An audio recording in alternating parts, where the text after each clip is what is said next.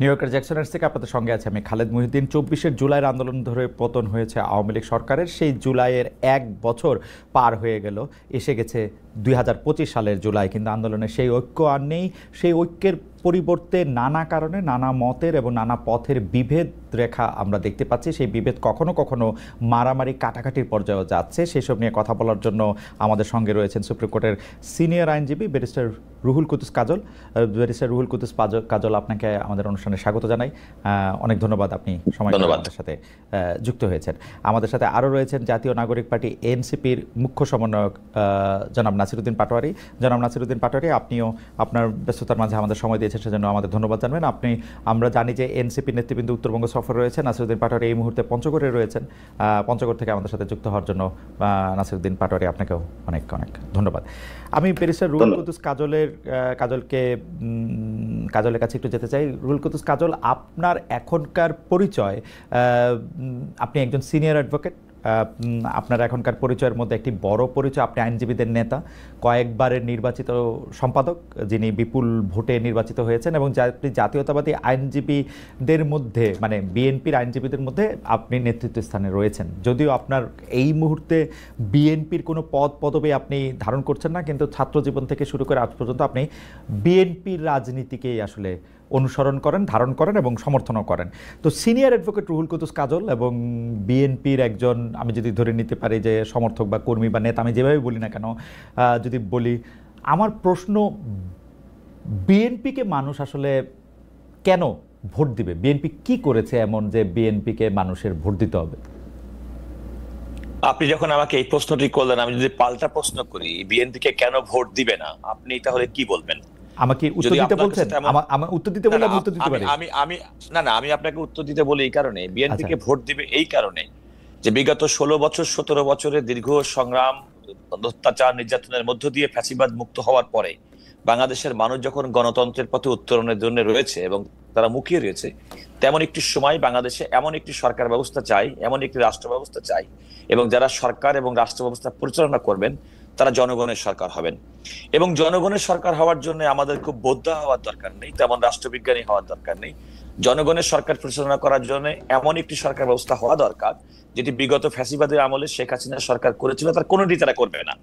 মোটার আগে আপনি যদি কোনো কারণে বিগত 15 বছরের শাসন আমল কিংবা দুঃশাসনের আমল থেকে যদি আপনি উত্তরণ ঘটিয়ে আপনি যদি এই কথাটুকু শুধুমাত্র পরবর্তী সরকার মনে করে যে আমরা এই কাজগুলো তারা যা করেছে সেগুলো করব না, আমরা ঘুষ খাবো না, আমরা দুর্নীতি করব না, আমরা দুঃশাসন চালাবো না, আমরা গুম করব না, আমরা খুন করব না, আমরা কোনো মানুষকে তার ন্যায্য অধিকার থেকে বঞ্চিত করব না, আমাদের নারী অধিকার সমুন্নত রাখবো, আমাদের শিক্ষাকে প্রাধিকার দেব, আমরা এই সমস্ত যে সমস্ত বিষয়গুলো মানুষের প্রত্যাশিত, এই বিষয়গুলো যারা করবে তাদেরকে মানুষ গ্রহণ করবে। এখন আপনি আমাকে প্রশ্ন করেছেন কেন বিএনপি কে মানুষ ভোট দিবে। এই ভোট দিবে এই কারণে যে 5ই আগস্ট 2024 পরবর্তী বাংলাদেশের মানুষ মনে করে যে বাংলাদেশে যে এখনকার সময় নাগরিকদের মধ্যে সবচেয়ে জনপ্রিয় নেত্রী বেগম খালেদা জিয়া, যাকে বিগত সময়ে তথাকথিত দুর্নীতির অভিযোগে কারাবরণ করতে হয়েছে, তারপর নির্যাতন করা হয়েছে, বাংলাদেশের মানুষ এও মনে করে যে এত বড় একটা রাজনৈতিক দল বিগত সরকারের সময় নিপীড়ন নিষ্পেষণের মাঝেও দলের ভারপ্রাপ্ত চেয়ারম্যান জনাব তারেক রহমানের নেতৃত্বে এই দলটি সংঘবদ্ধ রয়েছে। আরেকটি মানুষ মনে করে যে জনাব তারেক রহমান তার সাম্প্রতিক যে বক্তব্য, আমি আগেও বলে রাখছি যে তারেক রহমান সাহেবের দীর্ঘদিন পর্যন্ত আদালতের নির্দেশে এবং বিগত সরকারের সময় তার বক্তব্য কিন্তু সম্প্রচারে জাতীয় গণমাধ্যমের উপর নিষেধাজ্ঞা ছিল। সুতরাং তিনি বিভিন্ন সময় যে সমস্ত কথাবার্তা বলেছেন সে সমস্ত কথাবার্তা কিন্তু গণমাধ্যমে আসেনি।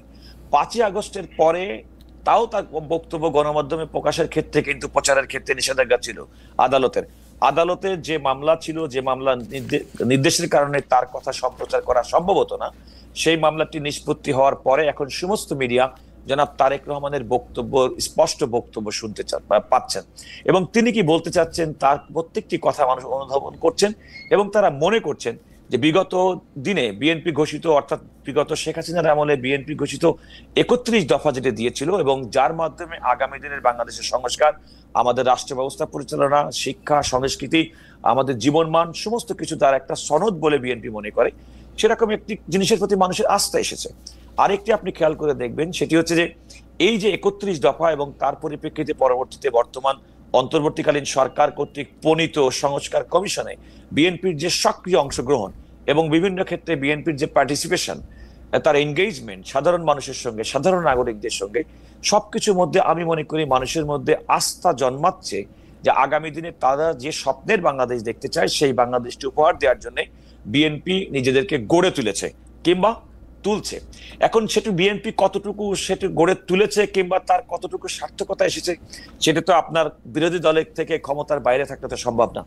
জনগণের ম্যান্ডেট দিয়ে যদি বিএনপিকে পরীক্ষা করা হয় এবং বিএনপি যদি যে সমস্ত আশা মানুষের মধ্যে জাগিয়েছে এবং সেই আশার যদি প্রতিফলন ঘটাতে না পারে তাহলে মানুষ স্বাভাবিকভাবে মুখ ফিরিয়ে নিবে। সুতরাং এখন যেটা প্রয়োজন আগামী দিনের মধ্যে দ্রুত সম্ভব, যেটি আমাদের তত্ত্বাবধায়ক সরকারের মাননীয় প্রধান উপদেষ্টা ডক্টর মোহাম্মদ ইউনূস বলেছেন যে আগামী ফেব্রুয়ারি 2026-এর মধ্যে জাতীয় সংসদ নির্বাচন হতে পারে। আমরা প্রত্যাশা করি যে ডক্টর মোহাম্মদ ইউনূসের প্রতিশ্রুত এই সময়কালের মধ্যে একটি গণতান্ত্রিক, অবাধ, সুষ্ঠু এবং নিরপেক্ষ নির্বাচন এবং অন্তর্ভুক্তিমূলক নির্বাচনের মাধ্যমে যে সরকার গঠিত হবে এবং সেই সরকারের ম্যান্ডেট যদি বিএনপির পক্ষে যায় তাহলে বিএনপি যেটি করবে যে মানুষের মধ্যে যে আশা এবং স্বপ্ন জাগিয়েছে কিংবা অতীতে বিএনপির করা বিভিন্ন সময়কে যে ভুল রাষ্ট্র পরিচালনা, রাজনীতি করার ক্ষেত্রে সে সমস্ত ভুল সংশোধন করার জন্য যে প্রত্যয় তারা জাতীয় পর্যায়ে প্রতিশ্রুতি আকারে ব্যক্ত করেছেন সেটি মানুষ দেখতে পাবে। যদি কোনো কারণে মানুষ এর অন্যথা দেখে তাহলে বিএনপিকেও মানুষ একইভাবে পরবর্তী নির্বাচনের মাধ্যমে বিএনপির দিকে মানুষ মুখ ফিরিয়ে নিবে। এটা পলিটিক্যাল সায়েন্সের খুব স্বাভাবিক একটা বিষয়। এখনকার ক্ষেত্রে আমি যেটা মনে করি যে ফ্যাসিবাদ উত্তর বাংলাদেশে বিএনপি তার যে আগামী দিনের কর্মসূচি এবং সেই কর্মসূচি কতগুলো জিনিস কিন্তু অত্যন্ত সুলিখিত, অত্যন্ত জাতির কাছে কমিটেড। যেমন আপনি খেয়াল করে দেখুন যে আজকে অন্তর্বর্তীকালীন সরকার গঠিত ঐকমত্য কমিশনে সংবিধান, আমাদের আইন, আমাদের দুদক, আমাদের নির্বাচন কমিশন সংক্রান্ত বিষয়ে বিএনপি তার যে ভাবনা এবং তার চিন্তা যে শেয়ার করেছেন অনেকখানি বিএনপি একমত হয়েছে এবং মানুষ এগুলোকে সাধুবাদ জানিয়েছে। ওকে, সুতরাং পার্লামেন্টারি রিফর্মস, আপনি বলেন জুডিশিয়ারি রিফর্মস, আপনি আমাদের পার্লামেন্টকে দুইটা ভাগে ভাগ করা, একটা হচ্ছে আপার হাউস করা এবং নারীদের নেতৃত্ব, নারীদেরকে সেটি তো আমি আসছি। আমি যে প্রশ্নটি করেছিলাম যে বিএনপিকে কেন ভোট দিবে, আপনি আমাকে উল্টে প্রশ্ন করেছিলেন যে বিএনপি কেন ভোট দিবে না। আমি আসলে একটু লিবার্টি নিতে চাই কাজল ভাই আপনার কাছ থেকে, যে আমি একটু বলতে চাই যে বিএনপিকে আসলে কেন ভোট দেওয়া উচিত হবে না। আমরা বিএনপির শাসনামল 2001 থেকে 2006 সাল যেটি দেখেছি সেটি দেখেছি ঘুষ, দুর্নীতি, দুঃশাসন, অপশাসনের একটি মহোৎসব। দুর্নীতিতে চ্যাম্পিয়ন হতে দেখেছি আমরা বিএনপিকে। 10টা কষ্টের প্রবেশ দেখেছি, বিরোধী দলের নেতার সমাবেশে গ্রেনেড হামলা দেখেছি, তত্ত্বাবধায়ক সরকার ব্যবস্থা ধ্বংস করে একজন মাত্র বিচারককে প্রধান বিচারপতি এবং তত্ত্বাবধায়ক সরকার ব্যবস্থা প্রধান রাখার জন্য সংবিধান পরিবর্তন করতে দেখেছি। 10 বছর, আমি যদি এর পরে আসি, এই 15 বছরের ফেসিবাদী ব্যবস্থায় বিএনপি নিজেরা কনফিউজ ছিল, জনগণকে কনফিউজ করেছে।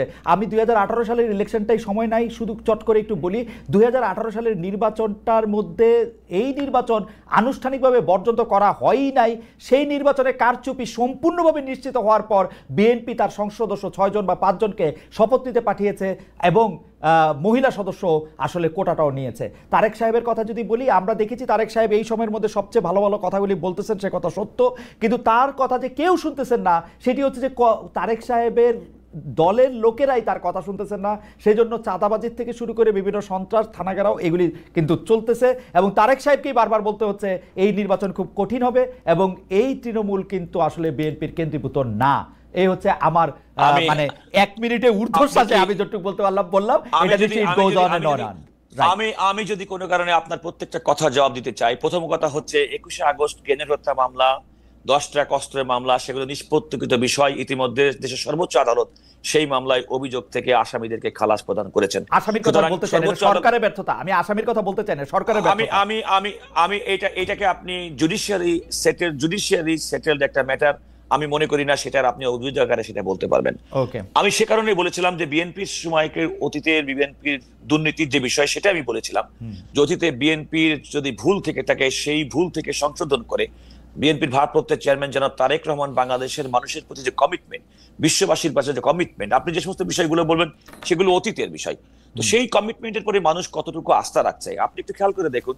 2018 সালের নির্বাচনের গঠিত সরকার সংসদে যাওয়ার ক্ষেত্রে, বিএনপি যাওয়ার ক্ষেত্রে হয়তো এই দুই রকম ব্যাখ্যা থাকতে পারে। রাজনৈতিক দল হিসেবে এমন হতে পারে যে তাদেরকে এই সরকারের একচেটিয়া ভাবে তাদের বিরুদ্ধে অবস্থান গ্রহণ করার জন্য জাতীয় সংসদ ছাড়া, যেহেতু বিএনপি তখন জাতীয় এবং মিডিয়াতে কোনো বক্তব্য সম্প্রচার করা সম্ভব ছিল না, হয়তো মনে করেছিল সরকারের প্রোপাগান্ডা মেশিন হিসেবে জাতীয় সংসদকে যেভাবে ব্যবহার করবে, সেক্ষেত্রে অন্তত বিএনপি এবং সরকার বিরোধী এবং বাংলাদেশের মানুষের যে অবস্থান তার কিছুটা হয়তো তুলে ধরা সম্ভব হবে।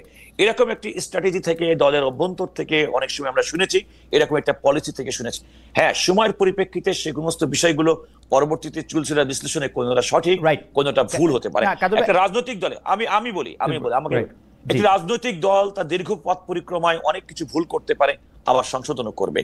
আবার রাজনৈতিক কেউ, যেমন আপনি খেয়াল করে দেখেন 2018 সালে যে পার্লামেন্টে বিএনপি গেল, তার আগের পার্লামেন্টে বিএনপি নির্বাচনে যায়নি বলে সমস্ত মানুষ বিএনপিকে চেপে ধরেছে। আপনারা যদি 2014 সালে নির্বাচনে যেতেন তাহলে আজকে আপনাদের পরিণতি হতো না। কাজল, আমরা কিন্তু বিএনপিকে এত কনফিউজ পেয়েছি। আমি 2018 সালের কথাটা যদি আপনাকে আমি বলি, বিএনপির টিকেটে নির্বাচিত একজন সংসদ সদস্য, সম্ভবত সুলতান মাহমুদ মনসুর, তিনি ধানের শীষ নিয়ে ইলেকশন করেছিলেন গণফোরামের হয়ে, এবং তারপরে তিনি আসলে সংসদ সদস্য হয়েছিলেন বলে বিএনপির পক্ষ থেকে তাকে বর্জন করার কথা বলা হয়েছিল, তাকে প্রতিহত করার কথা।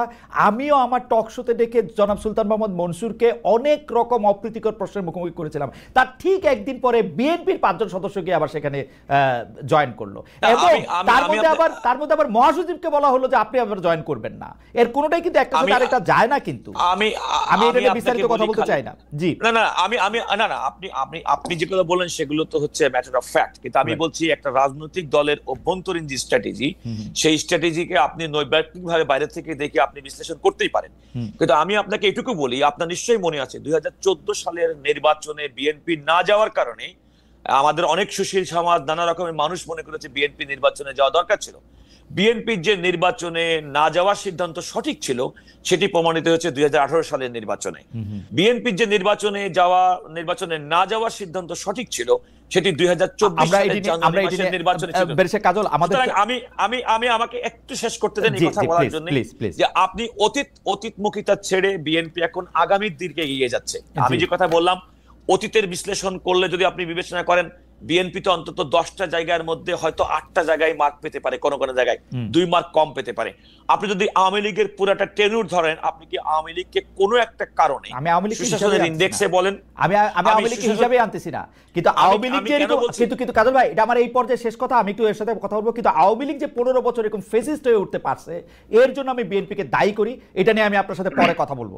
আমি আওয়ামী লীগের যে এই দুঃশাসন, এই ক্লিন চিট পাওয়ার জন্য বিএনপি দায়ী, এটা আমি বলবোই, ওই সময় বলছি, এখনো বলবো। আমি আপনাকে বলি খালিদ, আপনি স্টপ ফ্রি ফুল স্টপ দিয়ে একটা কথা বলতে পারেন না, এই কারণে যে হোসেন মোহাম্মদ এরশাদের সময় আমরা আন্দোলন করেছি, বিএনপির আমলে আওয়ামী লীগ আন্দোলন করেছেন। আপনি কি কখনো বাংলাদেশে এই সংস্কৃতি ছিল?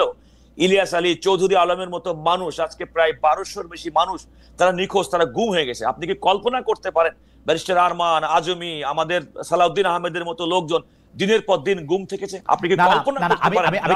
আমি কারণের ক্ষেত্রে যাচ্ছি না, বিএনপির কারণ থাকতে পারে। কাজল ভাই আমি আপনার কাছে আসবো, আবার আসি আপনার কাছে, এটা নিয়ে আমি আবার লম্বা সময় কথা বলবো। আমি একটু এনসিপি কে শুনি। জনাব নাসিরউদ্দিন পাটোয়ারী আছেন আমাদের সঙ্গে। জনাব নাসিরউদ্দিন পাটোয়ারীর কাছে থেকে আমি শুনতে চাইবো যে মানুষ এনসিপি কে কেন ভোট দিবে। আমি এনসিপি কে ভোট দেওয়ার কারণ কি, যদি এটা নির্বাচন হয়, যদি একটা জাতীয় নির্বাচনের মধ্যে থেকে আসি, এনসিপি আমাদের কি দিবে যা আমাদেরকে অন্য রাজনৈতিক দলগুলি দিতেছে না। আমরা এনসিপিকে যেহেতু একটি দুঃশাসনের অবসানের ক্ষেত্রে তারা সম্মুখ সারির যোদ্ধা ছিল, তারা নিজেদেরকে সুপ্রিম স্যাক্রিফাইস করার জন্য নিজেদেরকে তৈরি রেখেছিল, এবং তারা কেউ সুপ্রিম স্যাক্রিফাইস করেছেন, অনেকে অনেক ধরনের স্যাক্রিফাইসের মধ্যে দিয়ে এখনও যাচ্ছেন। কিন্তু আমার প্রশ্ন, দেশ চালনার ক্ষেত্রে এনসিপি আমাদেরকে কি দেখাচ্ছে বা কি প্রমিস করতেছে, বা কি প্রমিস আমরা তাদের কাছ থেকে পাচ্ছি যার জন্য আমরা ভোট দেব। আমি মোটা দাগে কতগুলি ঘটনা মার্ক করে রেখেছি, সেগুলি আপনার কথা শেষ হলে আমি আপনাকে বলবো যে কেন আমি এনসিপি কে ভোট দিতে চাই না। জি জনাব নাসিরউদ্দিন পাটোয়ারী। ধন্যবাদ খালেদ ভাই এবং রুহুল কুদ্দুস ভাই এবং যারা দেখছেন সকল দর্শক শ্রোতাবৃন্দকে ধন্যবাদ জানাচ্ছি। আমরা দেশব্যাপী এনসিপির পক্ষ থেকে পদযাত্রা হচ্ছে জুলাই ঘোষণাপত্রের জন্য, বিচারের দাবিতে, শেখ হাসিনা খুনি হাসিনাকে বিচারের আওতায় আনার জন্য এবং সংস্কার কার্যক্রমের মধ্য দিয়ে বাংলাদেশ নতুন ভাবে গড়ার জন্য আমরা পদযাত্রায় নেমে এসেছি। আমাদের এখন পদযাত্রা পঞ্চগড়ে অবস্থান করছে। আমরা মানুষের সাথে মিশছি, অভূতপূর্ব সাড়া পাচ্ছি। মানুষ এই আন্দোলনে কেন নেমেছিল, সে আশা আকাঙ্ক্ষার প্রতীক এই তরুণ সমাজ বাংলাদেশে নতুন করে স্বপ্ন দেখিয়েছে। এই স্বপ্নগুলো আমরা প্রতিটা শব্দ শব্দে লিখিত করছি। আমরা নতুন একটি বাংলাদেশ গঠন করতে চাই, যেই বাংলাদেশের মানুষ মর্যাদাকর জীবন ব্যবস্থা গ্রহণ করতে পারবে, যেই বাংলাদেশে ধর্মের নামে কোনো রাজনীতি হবে না, ধর্মের প্রতি সম্মান থাকবে, যেখানে বাংলাদেশে জাতীয়তাবাদের আড়ালে সিভিক ন্যাশনালিজমকে খারিজ করা হবে, ন্যাশনালিস্টের মাধ্যমে বাংলাদেশকে অবদমন করে ন্যাশনাল সিকিউরিটিকে থ্রেটের মধ্যে ফেলে বাংলাদেশের 18 কোটি মানুষকে অস্তিত্ব সংকটের মধ্য দিয়ে যে বাংলাদেশকে নিয়ে যাওয়া হয়েছিল, সেই ব্যবস্থা থেকে মুক্তির উত্তরণে তরুণদের মধ্যে যে স্বপ্ন এসেছে, সেই স্বপ্নের হালটা এবং সেই লিডারশিপ হলো এনসিপি ধরেছে। আমরা সংখ্যায় অনেক কম, টাকা পয়সা কম, এবং বাংলাদেশের যে এক্সিস্টিং যে সিস্টেম রয়েছে সেই সিস্টেমে আমাদের প্রতিনিধিত্ব কম, কিন্তু আশা আকাঙ্ক্ষা এবং সামনের যে বাংলাদেশের দক্ষিণ এশিয়াতে একটি মর্যাদাকর দেশ হিসাবে প্রতিষ্ঠা করা, বিশ্ব মঞ্চে বাংলাদেশকে নতুন ভাবে পথ দেখানো, আমরা মনে করি আমাদের দ্বারা এই কাজটা বাংলাদেশের মানুষ পাবে। সেই জায়গা থেকে আমরা এই আপরাইজিং এর পরে গণতান্ত্রিক প্রক্রিয়া গিয়েছি। যেহেতু গণতান্ত্রিক প্রক্রিয়ার মাধ্যমে সংসদে লেজিসলেটিভ অ্যাসেম্বলিতে আইন তৈরি হবে, আইন প্রণয়নের মাধ্যমে ঘুণে ধরা সমাজের অতীত যে সিস্টেমগুলো রয়েছে সেগুলোকে আমরা বাদ দিয়ে নতুন বাংলাদেশের যে স্বপ্ন দেখিয়েছিলাম সেটা বাস্তবায়ন করা। অলরেডি আমরা মানুষের সামনে গত 15 বছরে বাংলাদেশের যে রাজনৈতিক লিডারশিপ ছিল তারা বাংলাদেশের মানুষের সামনে ব্যর্থতার পরিচয় দিয়েছে। আপনি একটু আগে বলেছিলেন যে গুম হয়েছিল, খুন হয়েছিল, এবং রুহুল কুদ্দুস ভাই কাজলও বলেছিলেন যে ওনাদের অনেক লিডারশিপকে আয়নাগরে রাখা হয়েছিল, কিন্তু এত মানুষের গুম খুন আয়নাগর যাদের সামনে ছিল সেটা ওনারা নিতে পারেন না এবং জনগণকে সে স্বপ্নটা দেখাতে পারেন নাই বলেই কিন্তু মানুষ রাজপথে নেমে আসে নাই। আমরা সে স্বপ্নটা দেখিয়েছি এবং আমরা বলেছি যারা গুম হয়েছে খুন হয়েছে সেই মানুষগুলো দলীয় লিডারশিপের ক্রস করে জনতার কাতারে নেমে এসে তরুণদের সাথে মিশেছে, নতুন যে সব আকাঙ্ক্ষা দেখিয়েছে সেটার সাথে মিশেছে। সেই জায়গা থেকে বাংলাদেশের মানুষ আমাদের সাথে সে লিডারশিপের জায়গাটা দিয়েছে, আমরা সেটা সাকসেসফুলি ডান করেছি। নতুন ভাবে এখন নিউ সেটেলমেন্টে যাওয়ার জন্য সেকেন্ড ফেজের যে কাজটা আমরা যেহেতু সফলতার পরিচয় দিয়েছি, ভবিষ্যতে আমরা ইনশাল্লাহ সফলতার পরিচয় দিব। সেই জায়গা থেকে আমরা মনে করি গণতান্ত্রিক প্রক্রিয়া উত্তরণে প্রত্যেকটা দেশের মানুষ নিজেকে প্রাউডলি বাংলাদেশি বলার জন্য নিজের সন্তানের শিক্ষা ব্যবস্থা, নিজের সন্তানের এডুকেশন, নিজের সন্তানের জীবনযাত্রা সবকিছু ঠিক রাখার জন্য যদি তাদের কাছে কোনো উপায় থাকে, আমি মনে করি সেটা হবে এনসিপি। এনসিপির হাত ধরে বাংলাদেশের মানুষ এই জায়গাগুলো পাবে। এবং আমি শুরুতেই বলেছিলাম বাংলাদেশে যে এক্সিস্টিং সিস্টেম গুলো রয়েছে এখানে আমরা সর্বক্ষেত্রে এখন অংশগ্রহণ করতে পারি না, যার জন্য আমরা কিন্তু বিপ্লবী সরকার গঠন করতে পারতাম। আমরা অনেকটুকু পিছিয়ে এসেছি। আমরা এখন মাঠ গুছাচ্ছি, অর্গানাইজেশন বিল্ড আপ করতেছি। আমরা যখন আবার প্রস্তুত হব ওই সময় আমরা খুবই নগণ্য ছিলাম, সংখ্যায় কম ছিলাম, বাংলাদেশের মানুষের কাছে যে দোদনাটা সৃষ্টি করেছিলাম আমরা আবার বলেছিলাম আমরা দ্বিগুণ হয়ে ফিরে আসবো।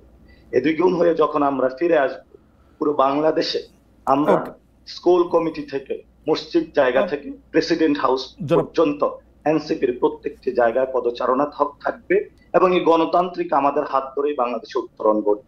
এই জন্যই হলো আমাদেরকে মানুষ ভোট দিবে। জনাব পাটোয়ারী, শুধু একটা বিষয় একটু ক্লারিফিকেশন চাওয়ার জন্য, যে আপনি কি এটা বললেন যে ধর্মের নামে রাজনীতি এনসিপি করবে না, এটা কি এনসিপির কথা? না, আমি যেটা বলেছিলাম ধর্মের প্রতি সম্মান। এখন আপনি ভোট আসলে টুপি পরে শাহজালালের মাজারে চলে গেলেন এবং বাংলাদেশের মানুষকে দেখেন সংবিধান থেকে বিভিন্ন জায়গায় কিছু রেটরিক শব্দ ব্যবহার করা হয়েছে। আল্লাহর উপর পূর্ণ আস্থা ও অবিচল বিশ্বাস, এটা তো অ্যাকশনেবল বিষয়, অ্যাকশনের জায়গায় পরিণত করার বিষয়। বিএনপি কে আসলে ওই অ্যাকশনে বিশ্বাস করে না। বিশ্বাস যদি না করে থাকে তাহলে সে কেন এটা অ্যাড করেছে? ওকে, আমরা মনে করি আমরা বিএনপির কথা একটু পরে আসি পাটোয়ারী, আমরা জনাব পাটোয়ারী বিএনপির কথা একটু পরে আসি। এনসিপির বিশ্বাসটা কি? এনসিপি শাহজালাল এর মাজারে যাবে না, তাই তো? আমরা এনসিপি শাহজালালের মাজারে যে শাহজালালের যে স্পিরিটটা রয়েছে, এখানে যারা নিপীড়ন করেছিল, জুলুম করেছিল, সেই স্পিরিটটা ধারণ করে এবং তাদের যে শান্তিপূর্ণ অবস্থান সেটাকে ধারণ করে। ওকে কিন্তু শাহজালালের মাজারকে ব্যবহার করে যদি ভোট চাওয়া হয়, এনসিপি সেটা ওকে বিরোধিতা করে। ওকে এনসিপি কোনো মাজার ব্যবহার করে? আমরা অনেকগুলি বিষয় নিয়ে কথা বলতে চাই। তার মানে কোনো মাজারকে ব্যবহার করে এনসিপি ভোট বা ওরকম কোনো রাজনীতিতে অংশগ্রহণ করবে না, এটা একদম এনসিপির স্পষ্ট যায় না। আমরা এটাতে করব না। মন্দির যে ধর্মীয় প্রতিষ্ঠানগুলো আপনি দেখেন, যারা করে তাদের সাথে কি আপনারা কোনো জোট করবেন? যারা করে তাদের সাথে কি আপনারা? না, আমি শেষ করি আসছি। বাংলাদেশে যে মসজিদ কমিটিগুলো হচ্ছে, সবচেয়ে ওই এলাকার যিনি ভালো আলেম উনি হলো মসজিদ কমিটির সভাপতি হবে, সবচেয়ে যিনি ভালো পুরোহিত উনি হলো মন্দিরের সভাপতি হবে, স্কুল কমিটির সভাপতি হবে সবচেয়ে যিনি সম্মানিত এবং শিক্ষিত ভদ্র মানুষটা হবে। বাংলাদেশে সোশ্যাল স্ট্রাকচারটা নষ্ট করে দেওয়া হয়েছে। আমরা যদি এটা ঠিক না করতে পারি, পলিটিক্যাল ইনফ্লুয়েন্সের বাইরে না নিতে পারি, রাজনৈতিক যত ভালো দলই গঠন করেন না কেন, যত ভালো কথা বলেন না কেন, সোশ্যাল স্ট্রাকচার যদি আমাদের গড়ে না ওঠে, রাজনৈতিক কালচার পরিবর্তন হবে না।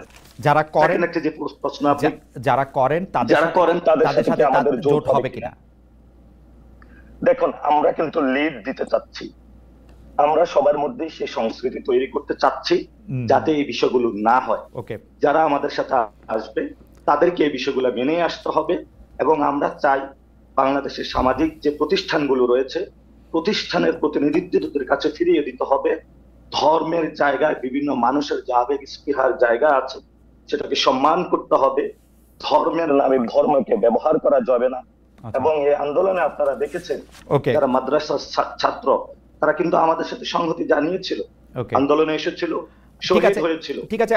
মানে আমি এই প্রসঙ্গে আসতেছি আপনার কাছে। আমি এনসিপি কে কেমন দেখি সেইটা একটু আপনাকে বলি এবং কিছু পয়েন্ট আমি আপনাকে রাখি। আপনারা এনসিপির পক্ষ থেকে বেশিরভাগ সময় বলেন শেখ হাসিনা সহ আওয়ামী লীগের নেতৃবৃন্দের বিচার করবেন। আপনারা সেই বিচার চাওয়ার জন্য মানুষের দরে দরে যাচ্ছেন, এমন একটা কথাও আপনারা বাজারে প্রচলিত করেছেন যে বিএনপি বা জামায়াত বা অন্য কেউ আসলে শেখ হাসিনা বিচার করবে না। কিন্তু আমার দৃষ্টিতে গত 17 বছরে সবচেয়ে বেশি নির্যাতিত দলটি আওয়ামী লীগ কর্তৃক, দলটির নাম হচ্ছে বিএনপি। তার সর্বোচ্চ পর্যায় থেকে শুরু করে তৃণমূলের নেতাকর্মীগণ আওয়ামী লীগের জাতাকলের নিষ্পেষণে অন্যায় বিচারের সম্মুখীন হয়েছে, বারবার আত্মত্যাগ করেছে, ব্যবসা বাণিজ্য পর্যন্ত করতে পারে নাই। কাজল ভাইয়ের ভাষায় ধান খেতে লুকিয়েছিল, যেটা আমার সাথে ওনার প্রাইভেট কথা হয়েছে, বাড়িতে থাকতে পারে নাই। এরকম বহু লোক আছে। এরকম মানুষ আন্দোলনে কেন নেমেছিল সেই কথাগুলি আপনারা স্মরণ করিয়ে দেন এবং বেশিরভাগ ক্ষেত্রে আপনারা মানুষের কাছে সেই আন্দোলনের জন্য আপনারা একক কৃতিত্ব দাবি করেন এবং সেই ক্ষেত্রেও আমরা দেখতে পাই যে আপনারা আসলে শুধু আপনাদের কথাই বলেন। যদিও কথা ছিল এই, আপনাদের পাশে দাঁড়িয়েছিল বাংলাদেশের সবাই, আপনাদের পাশে দাঁড়িয়েছিল বাংলাদেশের সব রাজনৈতিক মতাদর্শের সব মানুষ, আওয়ামী লীগ বাদে। আপনারা নিজের হাতে আইন তুলে নিতে খুব পছন্দ করেন। যতখানি আপনাদের ক্ষমতা তত বেশি আপনারা আইন তুলে নেন।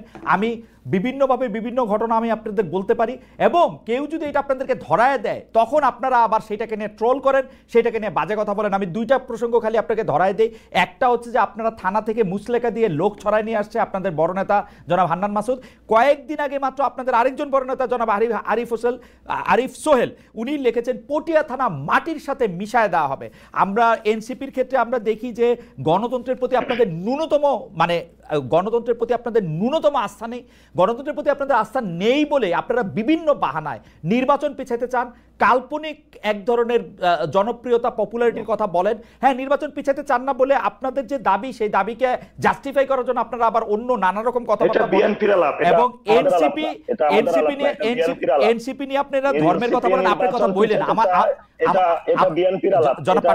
জনাব পাটারি, আপনি বললেন এনসিপি নিয়ে ধর্মের নামে আপনি বলছেন ধর্মকে ব্যবহার করতে চায় না, এনসিপি সবাইকে ব্যবহার করতে চায়। আপনি যেটাকে লিড দেওয়া বলতেছেন সেটা সবাইকে ব্যবহার করতে চায়। আমি মোটা দাগে উদাহরণ দেই, আপনারা জামাতে ইসলামীর সাথে গাঁটছড়া বাঁধেন, আবার সুযোগ পেলে জামাতে ইসলামকে ৭১ নিয়ে খোঁচা দেন। আপনারা অমুককে আসলে ব্যবহার করেন, তুমুকের ক্ষেত্রে শুধুমাত্র বন্দুকের খোলাগুলি আপনারা ব্যবহার করেন। আপনারা বিপ্লবী সরকার গঠন করেন নাই এটা আপনারা বলতেছেন, এজিফ আপনারা ইচ্ছা করলে বিপ্লবী সরকার গঠন করতে পারতেন, অথচ আপনি অন্যভাবে এটার উদারতাটা দেখেন না। না, আপনারা পারতেন না। কারণ হচ্ছে আমি আপনাকে বলি, 1971 সালে মুক্তিযোদ্ধারা এসে সরকার গঠন করে নাই, 1990 সালে গণ অভ্যুত্থানকারীরা এসে সরকার গঠন করে নাই। যারা এই গণ অভ্যুত্থানে অংশ নিয়েছে 24শে জুলাই গণ অভ্যুত্থানে, তারা আপনারা সুপ্রিম স্যাক্রিফাইস করেছেন বলে আপনাদেরকে জায়গা ছেড়ে দিয়ে তারা সরে গেছে। আপনারা কিন্তু সেই দিন সেই চালকের আসনে ছিলেন না। আজকে 2 মাস পর থেকে যে বাহাদুরি আপনারা দেখাইতে শুরু করছেন। আমার সাবমিশন এটা, আপনি এটা নিয়ে আপনি বলতে পারেন আমি এনসিপি কে কেমন দেখি, এটা আমি বললাম। আপনি অনেকগুলো কথা বলেছেন, জি মার্কেটে এই কথাগুলো বিভিন্ন বড় বড় দলগুলো ছেড়েছে। আমরা তাদের কাছে এখনো আহ্বান রাখবো যে এই ধরনের মিস ইনফরমেশন ছাড়বেন না। আমরা যথেষ্ট মিস ইনফরমেশন এমনি আমাদের ট্যাকল দিতে কষ্ট হচ্ছে, ইন্ডিয়া থেকে যে মিস ইনফরমেশন গুলা আমরা ফেস করতেছি। আর বাংলাদেশের জাতীয়তাবাদী শক্তি থেকে শুরু করে অন্যান্য যে দলগুলো রয়েছে, অনেক ক্ষেত্রে দু একটি সিট আসনের জন্য জাতীয়তাবাদী দলের শক্তির সাথে কয়েকটা ছোট ছোট দল একভূত হয়েছে, এই মিস ইনফরমেশন গুলো ছড়ানো হচ্ছে। আমরা এই মিস ইনফরমেশন গুলা তীব্র বিরোধিতা করি। কারণ আপনি যে বলেছেন গণতান্ত্রিক প্রক্রিয়ার উত্তরণে আমরা যাচ্ছি না, আমাদের কিন্তু রাজনৈতিক দল গঠন করার ইচ্ছা ছিল না, এটা আহ্বায়ক নাহিদ স্পষ্টত বলেছেন। আমরা যেহেতু এখন বাংলাদেশকে গণতান্ত্রিক প্রক্রিয়া যেতে হবে, সেজন্য আমরা রাজনৈতিক দল গঠন করেছি। আপনি কয়েকটি ইনসিডেন্ট বলেছেন। বাংলাদেশের এখনো বর্তমানে যে পুলিশ ব্যবস্থা রয়েছে, আমরা তো বাংলাদেশে এখন পদযাত্রায় ঘুরতেছি, মানুষের সাথে কথা বলতেছি। বাংলাদেশে এখনো চাঁদাবাদ চলতেছে, সন্ত্রাস চলতেছে, দুর্নীতি চলতেছে। কোন জায়গায় প্রশাসন থেকে এগুলোর বিরুদ্ধে কোনো ব্যবস্থা নেওয়া হচ্ছে না। মানুষ ধরেই নিচ্ছে যে একটি দল নাকি সরকারে আসবে, এবং ওই দলের এজেন্ডা বাস্তবায়নে বিভিন্নভাবে প্রশাসনকে ব্যবহার করা হচ্ছে। আমরা এই বিষয়গুলা মাঠ লেভেলে দেখতে পাচ্ছি। আপনারা জানেন যে এই গণ অভ্যুত্থানটা হয়েছে, গণ অভ্যুত্থান কোনো নিয়ম নীতি ফলো করে হয় না। সেই গণ অভ্যুত্থান শক্তি এখনো মাঠ থেকে হারিয়ে যায় না, তারা এখনো মাঠে এক্সিস্ট করে। আমরা সবাইকে বলেছিলাম যে আমরা শান্তশিষ্ট থাকি, বাংলাদেশের স্টেবিলিটি কি, জিওপলিটিক্যাল সিচুয়েশনে বাংলাদেশ এখন যে অবস্থায় রয়েছে, এই অবস্থায় আমাদেরকে একটি গণতান্ত্রিক প্রক্রিয়া দ্রুত উত্তরণ করতে হবে। এই গণতান্ত্রিক প্রক্রিয়া উত্তরণের জন্য আমরা সবাইকে, এই পর্যন্ত এনসিপি একবারও বলে নাই যে নির্বাচন পিছাতে হবে, যে নির্বাচনে অংশগ্রহণ করবে না, কিন্তু এই একটি দল থেকে এনসিপির বিরুদ্ধে প্রতিনিয়ত এই কথাগুলো বলে যাচ্ছে। আমরা আবার আসি আপনার কাছে, আপনি আবার বিস্তারিত আবার আসি আপনার কাছে, আপনি বিস্তারিত বলেন। আমরা যেটি হলো যে আপনি তো অনেকগুলো প্রশ্ন করলেন, এটা উত্তর দিতে হবে। সেগুলি অনেকগুলো এলিগেশন করলেন, সেগুলি আপনি উত্তর দিয়েন। অনেকগুলি এলিগেশন করি নাই, আইন নিজের হাতে তুলে নিছেন, সেইটা একটু বললেন যে আইন নিজের হাতে কেন তুলে নিছেন, সরকার না পারলে আপনারা নিজের হাতে আইন তুলে নেবেন, সেটা আবার জোর গলায় বলেন কিন্তু আপনারা, ওইটা নিয়ে আপনি একটু বললেন। আর এলিগেশন আমি এনসিপি না দেখেন আমি খালিদ ভাই, আমি একটা স্পষ্টত করি আপনাকে কেন এই বিভিন্ন জায়গায় কিছু বিচ্ছিন্ন ঘটনা ঘটছে। আমরা এটা দায়িত্ববোধের জায়গা থেকে নিয়ে বলতে চাই, এই গণ অভ্যুত্থানের আগে এনসিপি বা বৈষম্য বিরোধী ছাত্র আন্দোলন পুরো বাংলাদেশে কিন্তু ডিরেক্টলি অর্গানাইজ ছিল না। আমরা এই গণ অভ্যুত্থানের পরে কাজটা হাতে নিয়েছি, এই জায়গাটা মিসিং করলে হবে না। আমরা এখনো মাঠে আছি সংগঠনকে গুছানোর জন্য। যখন এটা একটা শৃঙ্খলার মধ্য দিয়ে এসে যাবে, তখন এই ধরনের আমি আপনাদের নেতাকে নাসিরউদ্দিন পাটোয়ারী, আমি আবার আপনি বাংলাদেশের বিভিন্ন জায়গায় নেতাদের দেখতে পাচ্ছি, আপনাদের নেতাদের দেখতে পাচ্ছি। আমাকে একটু শেষ করতে দিবেন, শেষ করেন। সেটা হলো বিভিন্ন জায়গায় থানা থেকে আসামি ছেড়ে নেওয়া। আপনি যদি ফর্দটা খোলেন, খাতা কলম খোলেন, কোন রাজনৈতিক দল কতগুলো কাহিনী ঘটিয়েছে, সর্বোচ্চ সংখ্যক আপনি কোথায় পাবেন? এটা এনসিপি কে আপনি পাবেন না। ওই দিন যে হান্নান মাসুদ যেখানে গিয়েছিল সেটা স্পষ্টত ব্যাখ্যা দিয়েছিল, কিন্তু বাংলাদেশের প্রশাসনের ক্ষেত্রে এখনো যে বিভিন্ন জায়গায় থানা ঘেরাও, বিভিন্ন জায়গায় যখন সেই ধানমন্ডির যে কাহিনী হলো, আমরা এটা অনেক কষ্টে স্টপ করিয়েছিলাম। বিভিন্ন জায়গায় জাতীয়তাবাদী দলের অনেক লোক এটা আপনি বিস্তারিত করে বললেন যে আইন হাতে তুলে নেওয়া সম্পর্কে খোঁজ নিবেন, আপনি পাড়ায় মহল্লায় খোঁজ নিবেন, খোঁজ না নিয়ে কথা বলবেন না। আমি খোঁজ নিয়ে না ধরেন পাটোয়ারী, আমরা আপনি প্রথিতযশা সাংবাদিক, আপনার থেকে আমরা সত্য সংবাদ পাই না। সত্য সংবাদ আপনি পান। আমি আপনাকে দুইটা স্পেসিফিক ঘটনা বলছি। একটা হচ্ছে আপনি বলছেন যে পটিয়া থানা মাটির সঙ্গে মিশায় দিবেন, আরেকটা আপনি হচ্ছেন অভিযুক্ত ব্যক্তিদের মুচলেখা দিয়ে ছড়ায় গেছেন। আপনি এটা কি জবাব দিলেন নাসিরউদ্দিন পাটোয়ারী? আমি খালি প্রশ্নটা করে রাখি, আপনি এটা জবাব দিলেন যে আপনি খোঁজ নেন। জবাব দিচ্ছি না, আপনি জবাব দিয়েন, আপনি খোঁজ নেন বিএনপি তার চেয়ে অনেক বেশি করছে, তাই তো? বিএনপি না, শুধু এখানে বিএনপি না, মানে সব রাজনৈতিক দল এর চেয়ে অনেক বেশি করছে, তাই তো? সব রাজনৈতিক দল ওর চেয়ে বেশি করে নাই, তারা এটাতে লিড দিচ্ছে। হান্নান মাসুদকে তারা নিয়োজিত করছে যে আপনি গিয়া ছুটাই নিয়ে আসেন। হান্নান মাসুদের সাথে আপনার কথা হয়েছে এই বিষয় নিয়ে? আমি হান্নান মাসুদকে পাবলিকলি যে কথা বলেছেন, আমি পাবলিকলি তাকে বলতে শুনেছি উনি কি বলেছেন, পাবলিকলি উনি বলেছেন, এটা ব্যাখ্যা দিয়েছেন উনি কি বলেছেন। পাবলিক কি ব্যাখ্যাটা দিয়েছে? উনি বলেছেন যে আমি তাদেরকে ছুটাতে নিয়ে আসতে গিয়েছে এই থানা, এটা এমন কোনো ব্যাপার না, আপনারা সেখানে তাকে প্রশাসন থেকে ফোন দিয়েছিল যে এখানে 2-3 জন ব্যক্তি তাদেরকে গ্রেফতার করা হয়েছে, হ্যাঁ আমরা এটা কোথায় দিব? আচ্ছা, খুবই ইম্পর্টেন্ট কথা আপনি বলছেন জনাব নাসির পাটোয়ারি, আপনি এটা মনে রাখেন। প্রশাসন থেকে আপনাদের কেন ফোন দেয় এটা আমি একটু জানতে পারবো, এটাও আমি একটু জানতে চাইবো। আমি আসতেছি আপনাকে। প্রশাসন থেকে তো শুধু আমাদের ফোন দেয় না। আমি জানতে চাইবো প্রশাসন থেকে ছাত্রলীগকে ফোন দিত ভাই, প্রশাসন থেকে ছাত্রলীগকে ফোন দিত, আপনাদেরকে কেন প্রশাসন থেকে ফোন দেয়? বাংলাদেশের কালচারটা এভাবে আছে। হ্যাঁ বাংলাদেশের কালচার, ওকে ঠিক আছে, কালচারটা স্বীকার করে নেই, ঠিক আছে কালচারটা স্বীকার করে নেন, ঠিক আছে কালচারটা আছে বাংলাদেশে। আমরা ছাত্রলীগের সভাপতি সাধারণ সম্পাদক বিশ্ববিদ্যালয়ের সভাপতি সাধারণ সম্পাদক অসংখ্যবার এরকম কথা বলছে, প্রশাসন থেকে তাদেরকে ফোন দেয়। তো আমি এটা আপনার থেকেও আবার একটু শুনবো। যাই হোক, আপনি আবার আরেকটা জিনিস মিলালেন। আপনি একটু আগে বিএনপির রেটরিকের কথা বললেন, এখন আবার এই ছাত্রলীগের পয়েন্টের সাথে নাকি মিলে, দুইটা জিনিসের সাথে আবার আপনি মিলিয়ে দিলেন। আপনি এটা জবাব দিয়েন, আমরা কোথায় যাব? আপনি এটা জবাব দিয়েন। জবাব তো দিতে চাই, তাহলে সুযোগ দেন। হ্যাঁ, আপনি অনেকক্ষণ কথা বলছেন, আবার কথা বলবেন, আমি আসতেছি আপনার কাছে। আপনি শুধু এই জিনিসটা মনে রাখেন যে আইন হাতে তুলে নেওয়া সম্পর্কে আপনার ব্যাখ্যাটা কি, সেই ব্যাখ্যাটা কি এরকম যে এটা বাংলাদেশের রাজনৈতিক কালচার? আমরা আইন হাতে তুলে নেই না, আমরা আইন হাতে, ঠিক আছে, এটা আপনি বললেন জনাব নাসিরউদ্দিন পাটোয়ারি, এটা আপনি বললেন, এবং প্রশাসন থেকে স্বতঃস্ফূর্তভাবে নেমেছে। ওকে, প্রশাসন থেকে আপনাদেরকে যোগাযোগ করা হইতেছে, সেজন্য আপনারা সেখানে গেছেন, সেইটাও আপনি বললেন। জনাব রুহুল কুদ্দুস কাজল, আমরা যেটি দেখতে পাচ্ছি জনাব নাসিরউদ্দিন পাটোয়ারির বক্তব্যের এই অংশের সাথে আমি শতভাগ একমত যে বাংলাদেশে যতগুলি জায়গায় মামলা বাণিজ্য হচ্ছে তার সিংহভাগ করতেছে হচ্ছে বিএনপি। বিভিন্ন জায়গায় যেরকম হুমকি ধামকি, এমনকি আমরা কিন্তু খবর পাইতেছি যে ইউনিয়ন পরিষদ বা ইউএনের অফিস কিন্তু বেশিরভাগ ক্ষেত্রে বিএনপির স্থানীয় নেতা কর্মীরাই দখল করে রেখেছেন।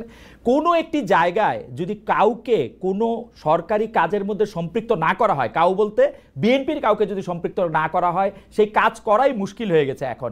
সরকারি কর্মচারীরা মাঠ পর্যায়ে যারা আছেন, আপনি জানেন তাদের সাথে আমার এক ধরনের সম্পৃক্ততা রয়েছে। সেই উপজেলা স্বাস্থ্য কর্মকর্তা হোক, তিনি উপজেলা কৃষি কর্মকর্তা হোক, সমাজসেবা কর্মকর্তা হোক, প্রত্যেকটা ক্ষেত্রে বিএনপির লোকদের প্রত্যক্ষ অংশগ্রহণ বা ইনভলভমেন্ট না থাকলে কোনো কাজ করা অসম্ভব হয়ে পড়েছে। আপনারা সেগুলির খোঁজখবর রাখছেন কিনা? বিএনপি যদি ক্ষমতায় আসার আগেই এগুলি করতে থাকে, ক্ষমতায় যাওয়ার পরে তার কি কি করবে সেটিকে আমাদেরকে একটু বলতে পারেন কিনা বেসের রুহুল কুদ্দুস কাজল?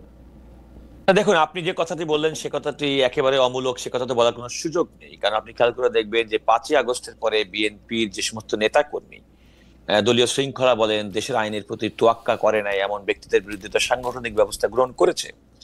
এবং আমি মনে করি যে বিএনপি শীর্ষ নেতা থেকে শুরু করে নিম্ন স্তর পর্যন্ত বিভিন্ন ক্ষেত্রে সাংগঠনিক ব্যবস্থা গ্রহণ করেছে। দলের ভারপ্রাপ্ত চেয়ারম্যান বারবার বলেছেন, কেউ যদি কোনো ফৌজদারি অপরাধ করে থাকে তাহলে রাষ্ট্রের দায়িত্ব, সরকারের দায়িত্ব তাদের বিরুদ্ধে আইনানুগ ব্যবস্থা গ্রহণ করা।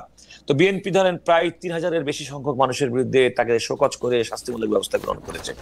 এত বড় একটা বিশাল রাজনৈতিক দলের বাংলাদেশের মানুষ যদি 18 কোটি 20 কোটি মানুষ হয়, তাহলে একটা বড় রাজনৈতিক দলের যে পরিমাণ মানুষের বিরুদ্ধে শাস্তিমূলক ব্যবস্থা গ্রহণ করা হয়েছে, বাংলাদেশে হয়তো অনেক রাজনৈতিক দলের সম্মিলিত শক্তি হতো তা হবে না। তো বিএনপি তো প্রকৃতপক্ষে এই ধরনের বিষয়গুলোকে অ্যাড্রেস করেছে। সুতরাং আপনি যে কথাটি অভিযোগ করলেন, সেই অভিযোগটি যে তবে আমার কাছে যেটা মনে হচ্ছে আপনি খুব জেনারেলাইজ করে ফেলেছেন। আপনি একেবারে ঢালাও ভাবে বিএনপির কথা বলেছেন, বাংলাদেশে আর কেউ কিছু করছে না। আমি বিষয়টি কিন্তু এমন নয়, বিএনপি সবচেয়ে বেশি করতেছে বেরসে কাজল। আমি আপনাকে এটাই বললাম, তো বাংলাদেশের রাজনীতিতে জনগণের সংখ্যানুপাতিক ভারে যদি বিশ্বাস এখনো যদি মনে করি, বিশেষ করে আওয়ামী লীগ উত্তর বাংলাদেশে, আমি আবারও বলছি যে ফ্যাসিবাদ উত্তর বাংলাদেশে যদি রাজনৈতিক শক্তি হিসেবে বিবেচনা করি, তাহলে যে কোনো বিবেচনায় তো বিএনপি তার সিংহভাগকে নিয়ন্ত্রণ করে, মানে প্রতিনিধিত্ব করার কারণে আমি বলছি, আমি খুব লজিক্যালি আপনাকে অ্যারিথমেটিক্যালি বলছি। সুতরাং স্বাভাবিকভাবে এই দেশের মানুষ, পলিটিক্যাল মানুষ, ইনফ্লুয়েন্সিয়াল মানুষ যদি কোনো কারণে কোনো কাজের মধ্যে যদি ইনভলভ হয়, বড় রাজনৈতিক দল হিসেবে বিএনপি সে সিংহভাগের দায়ভার বিএনপিকে নিতেই হবে। তবে দেখতে হবে, আমি আপনাকে আবারও বলছি কারণ দেখতে হবে বিএনপির শীর্ষ নেতৃত্ব সেগুলোকে কিভাবে অ্যাড্রেস করছে।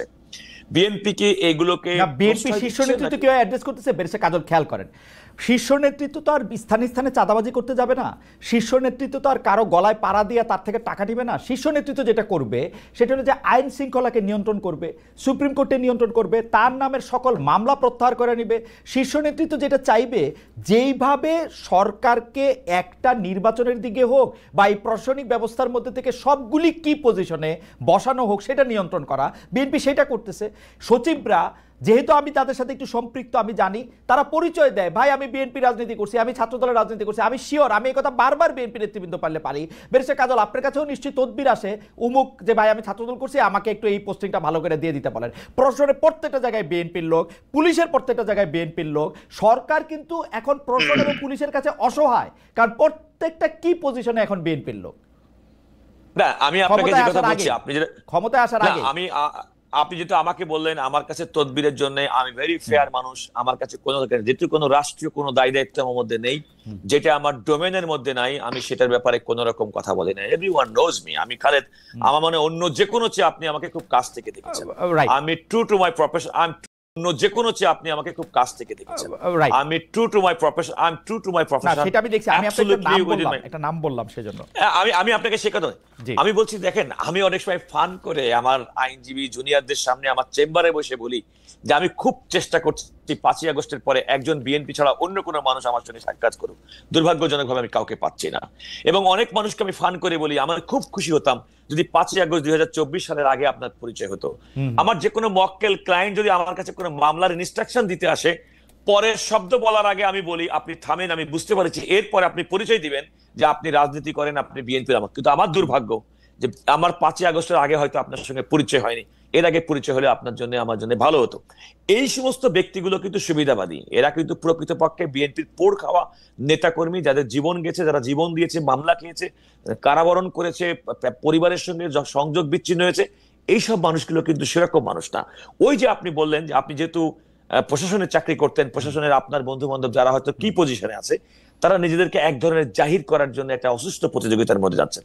আপনি খেয়াল করে দেখুন যে এই সরকারের তো আপনি যদি বিবেচনা করেন, তাদের কার্যক্রমের মধ্যে তো অনেক ভালো কাজের মধ্যে একটা আছে, সংস্কার কার্যক্রম যেমন চলছে।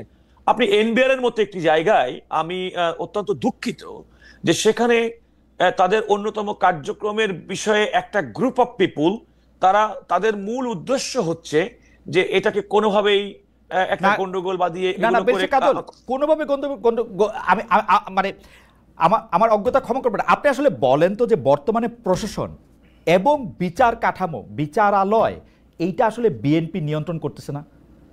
বিএনপি আপনি দেখেন, আমি আপনাকে দেখেন, আমি শুধু বেগম খালেদা জিয়া এবং তারেক রহমান সাহেবের মামলা বলতেছি না, তারেক রহমান সাহেবের মামলা বলতেছি না, বিএনপি যে কোনো লোকের মামলা বিএনপি করলেও সেটা বিনা কিচ্ছুতে সে মামলা উঠে যায়। আমি এখন পর্যন্ত বিএনপি 5 আগস্টের পরে একটা মামলায় হারতে দেখি নাই। বিএনপি মামলা হারে না। আপনি কি বলছেন যে বিএনপি নেতৃবৃন্দের বিরুদ্ধে যে সমস্ত মিথ্যা রাজনৈতিক মামলা ছিল সেগুলো প্রত্যাহার, কিংবা সেগুলো না? শুধু মিথ্যা রাজনৈতিক প্রত্যাহার তো ছাড়া তো মামলা তো আছে। আমরা তো মামলার একটা স্বাভাবিক লাইফ দেখি। ভাই আপনি একজন জুরিস্ট, আমরা কি লাইফ দেখতেছি?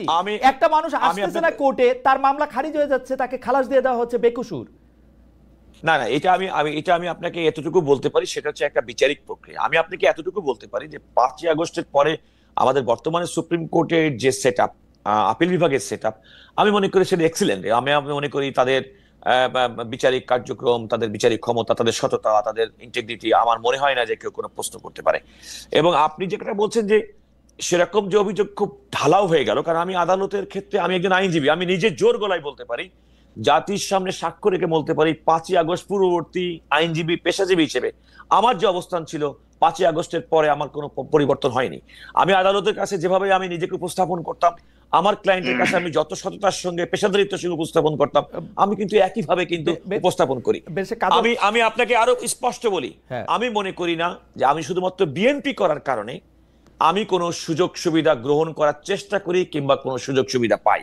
বরং আমি যদি কোনো কারণে আদালতের কাছে নিজেকে উপস্থাপন করি, আমার পেশাদারিত্ব, আমার সততা, কাজল, এই পেশার প্রতি কমিটমেন্টের কারণে। কাজল, আপনাকে আমি শুধু বিচার বিভাগের কথা বলি। এই বিচার বিভাগে মানে হাইকোর্টের বেঞ্চগুলি আমার পরিচিত। আপনি জানেন, আপনার যতটা পরিচিত তার থেকে কম হইলেও আমি পরিচিত।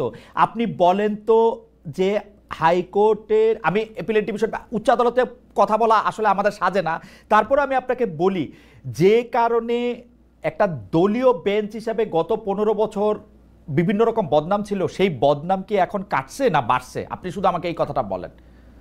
না, আমি মনে করি সেই বদনামের কোনো সুযোগ নেই, এই কারণে যে বর্তমান সুপ্রিম কোর্টের আপিল, এটা একেবারে অ্যাবসলিউটলি আমার কথাটা আপনি ভেরিফাই করতে পারেন। জি, এখনকার আমাদের কনস্টিটিউশনালি কোর্ট কনস্টিটিউশনের দায়িত্ব হচ্ছে মাননীয় প্রধান বিচারপতির।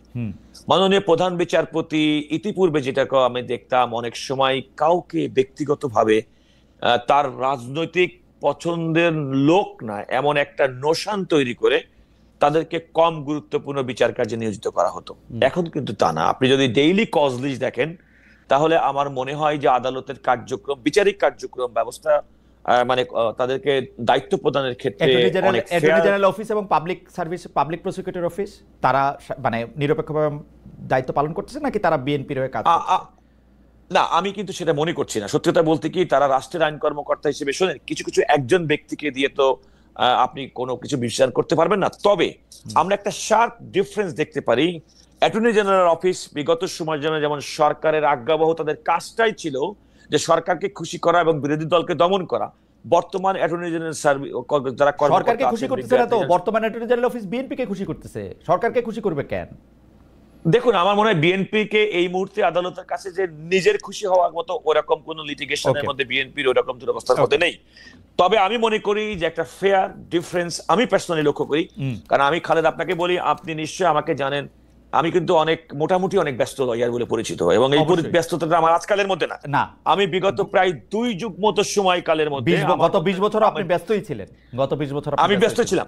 সুতরাং এই ব্যস্ততার মধ্যে আদালতের প্রতি অ্যাটর্নি কিংবা প্রসিকিউশন সার্ভিসের যে একটা দলবাজিত্ব সেটা থাকতো, এখানে কিন্তু এখন সেটা অনেকাংশে কমে। আমি কথা বলছি না, আর একটা কথা বলবেন, দলবাজি করবে কেবে? বর্তমান সরকার তো অন্তর্বর্তীকালীন সরকার। ওকে, যদি একজন ব্যক্তি রাজনৈতিকভাবে ডিফেক্টিভ বিএনপি পাওয়ারে কিনা সেটা বুঝতে যেতেছিলাম। এটা ইস এ মিক্সার। আপনি খেয়াল করে দেখবেন, বিগত সময় যারা নিয়োগ প্রাপ্ত হতো তারা তো সম্পূর্ণভাবে একটা রাজনৈতিক দলের একই আদর্শের মানুষ ছিল। But we have got a mixture of people. We have got people from other people, we have got some people who are recommended by NCP as well. We know there are some people at attorney general অফিসে বেশ কয়েকজন কর্মকর্তা আছে যারা এনসিপির কেন্দ্রীয় নেতা। আপনাকে বলে রাখলাম। আচ্ছা, এনসিপির কেন্দ্রীয় নেতা আছেন। আমি একটু জনাব নাসিরউদ্দিন পাটোয়ারির কাছে আসি। জনাব নাসিরউদ্দিন পাটোয়ারি ধৈর্য ধরে আছেন আমাদের সঙ্গে। জনাব নাসিরউদ্দিন পাটোয়ারি, আপনাকে আর প্রশ্নটা আমি এক লাইনে রিপিট করি, আপনারা আইন নিজের হাতে তুলে নেন কিনা এবং সেইটাতে আসলে কেন্দ্রীয়ভাবে উৎসাহিত করা হয় কিনা। জনাব নাসিরউদ্দিন পাটোয়ারি। আমরা আইন তুলে আমরা নিব না এবং আমরা নিতে চাই না। আমরা কেন্দ্রীয়ভাবে এই ধরনের যে সকল কর্মকাণ্ড হয় সেটাকে নিরুৎসাহিত করি, এবং কেন্দ্রীয় নেতৃবৃন্দের পক্ষ থেকে যদি এই ধরনের কোনো কার্যাবলী কেউ হাতে নেয়, কোনো বোল্ড স্টেপও নিয়ে থাকে, as long as I am alive, I will protest on this matter. I can assure you on this matter. এবং আমি আপনাকে বলতে পারি, আমি যতদিন জীবিত থাকবো এনসিপির এই পজিশনটা থাকবে। একটা টাকা দুর্নীতি করি নাই, ভবিষ্যতেও করবো না। দরকার চা দোকান দিয়ে চলবো। যতদিন জীবিত থাকি বাংলাদেশে আমরা শক্তিশালী একটা দল উপহার দেব। আমি একটা স্বপ্ন নিয়ে ঘুরি, বাংলাদেশে একটা দল নিয়ে পার্লামেন্টে যাব। আমাদের সামনে সুযোগ ছিল, ক্যাম্পাসে ছিলাম, ছাত্রলীগ করতে পারতাম, ছাত্র দল করতে পারতাম। আমি 2013 সালে জেলে গিয়েছিলাম। 153 জন ছাত্র দলের নেতাকর্মী আমার সাথে একই সাথে জেলে ছিল। প্রথম দিন তাদের জন্য প্রত্যেকের জন্য 5,000 টাকা করে বরাদ্দ দিয়েছে। প্রত্যেকে সবাই বেনসনের সিগারেট নিয়ে আসছে। তখন আনার পরের দিন দেখলাম আবার মরুভূমি, বলতেছে নেত্রী টাকা পাঠাচ্ছে না। সেখানে আমি এলডিপি কেও দেখেছি, জামাতকেও দেখেছি। আমি যখন ছোট্ট বয়সে এইচএসসি শেষ করেছি, আমি তখন এই দিন দুনিয়ার অত পেছালের মধ্যে পড়ি নাই। সবাইকে আমি অবজার্ভ করতে পারছি, ফলত এদের উপরে ইন্টারেস্ট উঠে গেছে। বাংলাদেশের যে রাজনৈতিক দল, আপনি যে পটিয়াটা কাহিনী সেখানে দেখেছেন, সবাই বিক্ষুব্ধ হয়েছে। আরিফ সোহেল আমাদের সাথেও ছিল। আমরা কেন্দ্রীয়ভাবে কোন স্টেটমেন্ট এইভাবে দেইনি।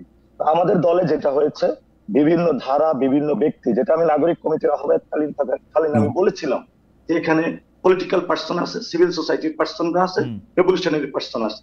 আমরা এই সবগুলো শক্তিকে পলিটিক্যালি কনভার্ট করতেছি। পলিটিক্যালি কনভার্টের সময় অনেক ব্যক্তি আছেন যারা বিভিন্ন স্টেটমেন্ট ক্রিয়েট করেন।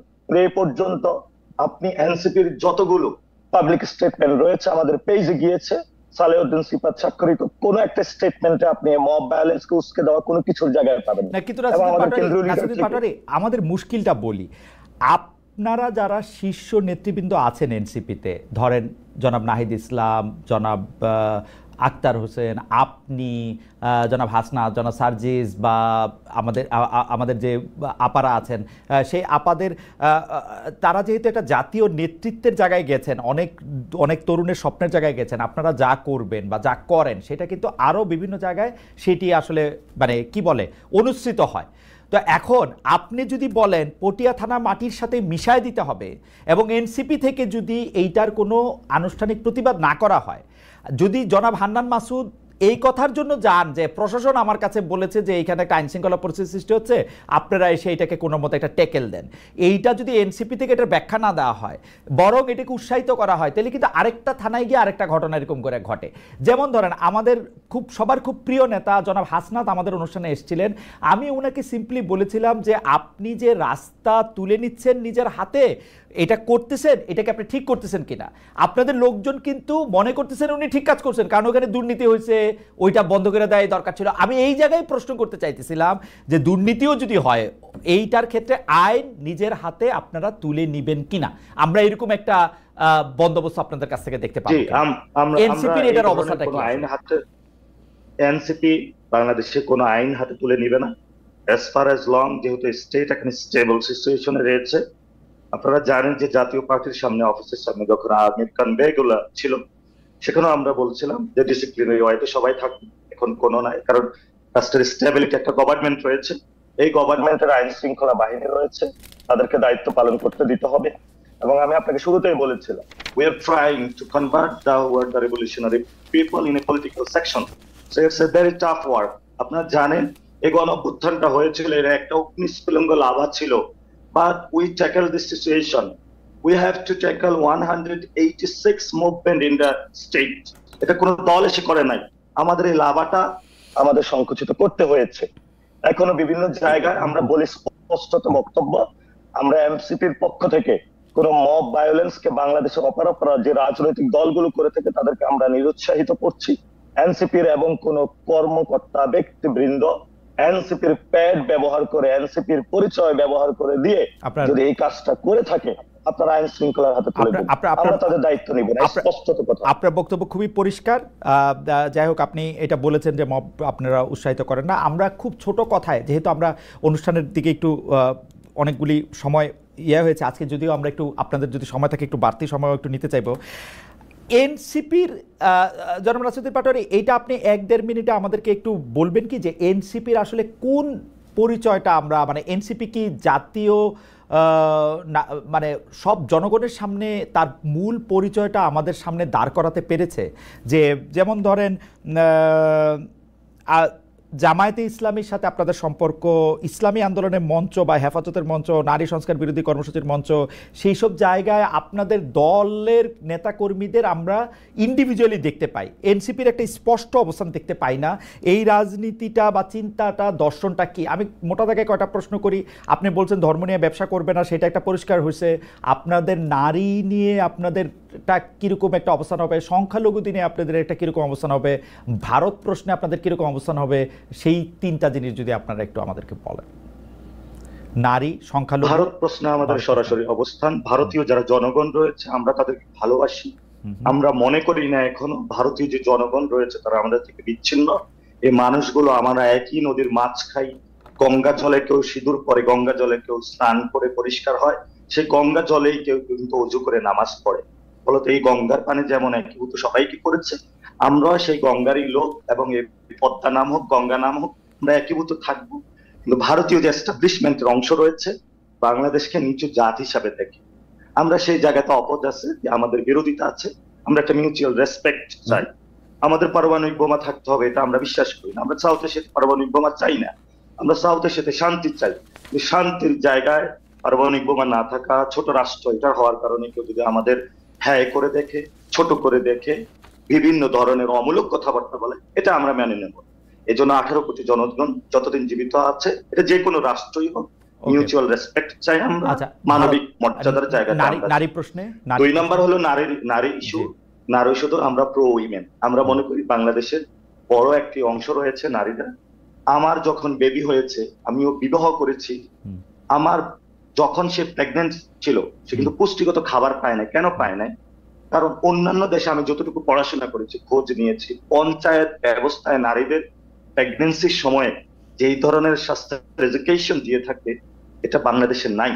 তো ফলত বাংলাদেশের নারীদেরকে শিক্ষা ব্যবস্থার পরে তাদেরকে কর্মদক্ষমে পরিণত করার স্কিল সেট বাংলাদেশে দিয়ে থাকে ইউনিভার্সিটিতে, তাদেরকে ওই জায়গায় চাকরিতে নিয়ে যাওয়া, তাদেরকে তাদের যে মাতৃত্বকালীন থেকে শুরু করে একজন নারী হিসাবে পরিস্ফুটিত হয়ে ওঠা, যেটা বিদেশের বিভিন্ন রাষ্ট্রগুলোতে আছে, সে জায়গাটা বাংলাদেশের নাই। এবং আপনি দেখেন এই যে দশকে যে গার্মেন্টস ব্যবসা শুরু হয়েছে, আপনি মানে আমরা পুরো ব্যাখ্যা শুনতে পারবো না, আপনি শুধু অবস্থানটা জানান, আমরা ব্যাখ্যাগুলি নিয়ে পরে বলবো। একটু এক মিনিটে যদি শেষ করেন দয়া করে প্লিজ। এই যে দশকে যে গার্মেন্টস ব্যবসাটা শুরু হয়েছিল, শুধু ব্যবসায়ীদেরকে প্যাম্পারিং করা হয়েছে, কিন্তু ওই যে নারী যে সুতার কলটা চালাইতো, এখনো চালাচ্ছে, সেই নারী যেই টাকা দিয়ে শুরু করেছে, এখনো সেই টাকা দিয়েই অল্প কিছু টাকা হলো বেড়েছে, ন্যূনতম মজুরিটাও পাচ্ছে না।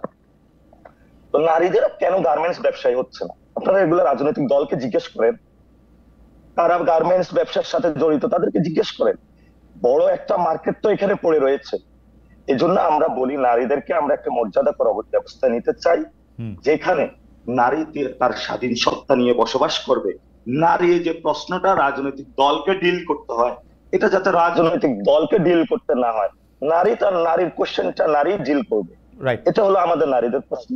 এবং আমাদের আপনি এটা একদম এই লাইনটা আপনার মানে আমি আপনার সাথে মানে আমি খুব আশাবাদী হলাম আপনার এই লাইনটা শুনে, যে আপনি একটা ন্যায় এবং একটা অগ্রসর অবস্থান চান। আপনি যদি সংখ্যালঘুদের নিয়ে বলেন, আপনাদের দলীয় অবস্থানটা কি? সংখ্যালঘুদের প্রশ্নে বাংলাদেশে যে গভর্নমেন্টে থাকুক না কেন, আমাদের প্রাইম কনসার্ন হলো তাদেরকে নিরাপত্তা নিশ্চিত করা। আমরা কোনো ধর্মভিত্তিক রাষ্ট্র না। আমরা ৭১ সালে এই বিষয়টা খারিজ করে দিয়েছি। 1940 সালে আমরা একটা রাষ্ট্র চেয়েছিলাম, কিন্তু আমরা ওই সময় রাষ্ট্রটা কোনো ধর্মের ভিত্তিতে অনেকে এক্সপাইরেশন করেছিল, সবকিছু খারিজ কিন্তু ৭১ হয়েছে। এবং ২৪-এ এসে আমরা ৪৭-৭১-কে মিলিয়েছি। আমরা বাংলাদেশের মানুষ যতজন জীবিত থাকবো, যেহেতু এখানে সংখ্যাগরিষ্ঠ মুসলমান একজন মানুষ হিসাবে আমার প্রথম দায়িত্ব হলো আমাদের যারা মাইনরিটি রয়েছে তাদেরকে আমাদের রক্ষা করা। এবং এটা কোনো তাদেরকে ধর্মীয় পরিচয় না, এটা সিটিজেন আকারে আমরা দেখি। এজন্য আমাদের দলটার নামও দিয়েছিলাম আমরা নাগরিক আইডিয়া। এজন্য আমরা সিভিক ন্যাশনালিজমে বিশ্বাসী। এবং এই জায়গাটা আমি খুব স্পষ্ট করছি। আমরা নাসিরউদ্দিন পাটোয়ারি আপনাকে অনেক ধন্যবাদ দিতে চাই। আপনি আসলে ধর্ম, সংখ্যালঘু, নারী এবং এই বিষয়গুলিতে আপনার অবস্থান আপনি জানিয়েছেন। আমরা আশা করব যে ইশতেহার আকারে এই অবস্থানগুলি আমরা নিশ্চয়ই এনসিপির ক্ষেত্র থেকেও আমরা ৩ তারিখে শহীদ মিনারে এই ইশতেহার পাবলিশ করব। আমরা চাচ্ছি, কারণ 10 তারিখে আমরা ঢাকাতে যখন বসেছিলাম, আমরা কিন্তু গ্রামে মেশার সুযোগ হয় নাই। আমি যদিও গ্রাম থেকে এসেছি, এখন কিন্তু গ্রামের কানেক্টিভিটিটা করতেছি আমরা, যাতে এই কথাগুলো আমরা ট্রান্সলেট করতে পারি। আচ্ছা, ঠিক আছে। আমাদের উপরে বিশ্বাস, আমার মনে হয় যে আপনার উপর বাংলাদেশ ভালো থাকবে। আপনার বক্তব্যের উপর বিশ্বাস রাখা আমার জন্য খুবই আনন্দদায়ক। আমাদের একজন দর্শক মোহাম্মদ জাহিদুল ইসলাম, তিনি আমাকে একটা মন্তব্য করেছেন আমার সম্পর্কে, একটু পড়ে শোনাতে চাই। তিনি বলেছেন, আমার বিশ্ববিদ্যালয়ে বড় ভাই খালেদ মহিউদ্দিন কখনো আওয়ামী লীগের দালালি করে, কখনো বিএনপির, কখনো জামায়াতের, যখন যেখানে সুবিধা পায় আর কি। কথা সত্য ভাই। আমি আজকে নাসিরউদ্দিন পাটোয়ারির এই কথা শুনে এবং ইশতেহার দেখে আমি নিশ্চয়ই এনসিপির দালালিও করব। আমার এখন পর্যন্ত মানে আজকের ইয়েতে এনসিপি আমার প্রিয় দলে পরিণত হয়েছে। আপনি দালাল হিসেবে, এনসিপির দালাল হিসেবে আমাকে অন্তর্ভুক্ত করতে পারেন। আমি একটু ব্যারিস্টার রুহুল কুদ্দুস কাজলের কাছে একটু যেতে চাই। ব্যারিস্টার রুহুল কুদ্দুস কাজল, কয়েকদিন আগে মাত্র জনাব নাসিরউদ্দিন পাটোয়ারি খুবই আলোচনার মধ্যে এসেছিলেন যে বিএনপি কত আসন পাবে এবং এনসিপি কত আসন পাবে, সেটা নিয়ে কথায় সারা বাংলাদেশের সবাই সেই কথার মধ্যে আলোচনায় এসেছিল। আমি আপনার কাছে একটু, কারণ আপনি শুধু তরুণ বয়স থেকে বিশ্ববিদ্যালয়ের ছাত্র রাজনীতি করেছেন বলে না, আমি আর আপনি প্রায় সমসাময়িক সময়ের এবং দীর্ঘকালের বন্ধুও একরকম।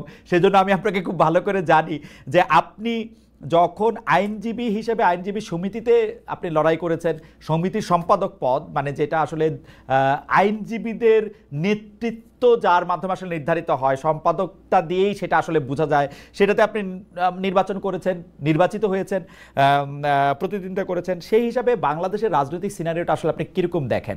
মানে আপনি কি এরকম দেখেন যে বিএনপি 300 আসনে নির্বাচন করলো, 300 আসনের মধ্যে 295টা পাইলো, আর ধরেন 100 সংরক্ষিত আসনের মধ্যে সেই প্রপোর্শনালি পাইলো? আপনি কি এরকম একটা দেখেন, নাকি কি দেখেন? নাকি নাসিরউদ্দিন পাটোয়ারির যে সেই বলা যে বিএনপি আসলে অল্প কয়টা আসনে বেশি পাবে না, 300 আসনে জিতবে হচ্ছে এনসিপি, সেটা আপনার মধ্যে একটু ভয় ধরিয়ে দিয়েছে? এইটা কিরকম আসলে জনাব রুহুল কুদ্দুস কাজল যদি বলেন। খালেদ, নাসিরউদ্দিন পাটোয়ারি তো তরুণ রাজনীতিবিদ, নতুন রাজনৈতিক দলের নেতা। তার যে বক্তব্যের কথা আপনি বললেন, সে বক্তব্যটা আমি লক্ষ্য করেছি এবং দেখেছি। তিনি বলেছে বিএনপি 50টা থেকে 100টা সিট পাবে না। আমি যদি ভুল না বলি, উনি আরেকটি বক্তব্য হচ্ছে তারা পার্লামেন্টে যাবেন এবং 400 সিটের মধ্যে 300 সিট পাবে এনসিপি। এটা হয়তো তার একটা রাজনৈতিক ভাবে আগামী দিনের কিছু মানুষকে আকৃষ্ট করার জন্য এমন একটি কথা তিনি বলে থাকতে পারেন বলে আমার বিশ্বাস। তবে আমি নাসিরউদ্দিন পাটোয়ারির মতো একজন তরুণ প্রতিশ্রুতিশীল রাজনীতিকের কাছে প্রত্যাশা করব, একজন সিনিয়র নাগরিক হিসেবে, আমাদের দেশে এরকম কিছু বালখিল্য কথা বলে কিছু কিছু মানুষের নামের সঙ্গে কিন্তু ট্যাগিং হয়ে গেছে। যেমন কোন ব্যক্তির নাম হাসান থেকে হয়ে গেছে হাসাও, কোন ব্যক্তির কথাবার্তা প্রত্যেকটা মানুষের জন্য আনন্দদায়ক কিংবা কখনো কোনো ট্রল করার সুযোগ হয়েছে। নাসিরউদ্দিন পাটোয়ারি, আমি ইতিপূর্বে আপনার শোতে ছিলাম, যতটুকু আমার কাছে মনে হয়েছে যে তার মধ্যে দেশপ্রেম আছে, দেশ নিয়ে চিন্তা আছে। আমি তাকে অনুরোধ করব যে তাই যদি উনি মনে করতে পারেন, তাহলে তা এনসিপির পক্ষ থেকে সবচেয়ে আগে আগামী 1 সপ্তাহ 2 সপ্তাহের মধ্যে নির্বাচন প্রত্যাশা করা উচিত। কারণ কোন দল কতটি আসন পাবে সেটি একমাত্র নির্ধারিত হবে ভোটার তার ভোটের প্রয়োগের মাধ্যমে, নেতা নির্বাচনের মাধ্যমে। আমার মনে হয় এনসিপির এই কনফিডেন্সটা যদি এনসিপির রাজনৈতিক দলের যদি অবস্থান হয়ে থাকে, নাসিরউদ্দিন পাটোয়ারির যদি ব্যক্তিগত বক্তব্য না হয়, তাহলে আমার মনে হয় অনতি বিলম্বে তাদের দাবি করা উচিত যে আগামী 1-2 সপ্তাহের মধ্যে নির্বাচনের তফসিল দিয়ে তাদের যে হিসাব, সেই হিসাবটা মিলিয়ে নেওয়া।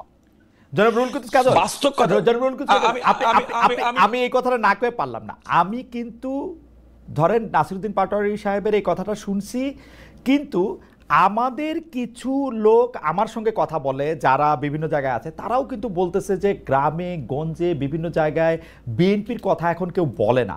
মানে এনসিপির কথাই যে বলে এরকম বলে নাই, কিন্তু বিএনপি নাকি ইররিলেভেন্ট এই গ্রামে গঞ্জে বিভিন্ন জায়গায়।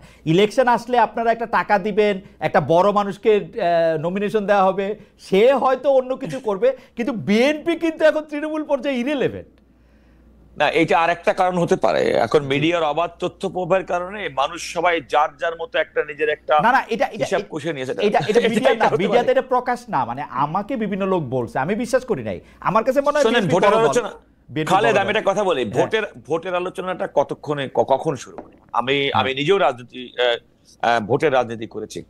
ভোটের আলোচনাটা তখনই শুরু হয় যখন একটা নির্বাচনে শিডিউল ঘোষণা করে, যখন একটা নির্বাচনে প্রার্থী প্রতিদ্বন্দ্বিতা করে, প্রার্থীর গুণাগুণ, দলের অবস্থা, নানা বিষয় নিয়ে নির্বাচন করে। এখন থেকে যদি হিসেব করে ধরি, তাহলে it is in the beginning of month of July 2025।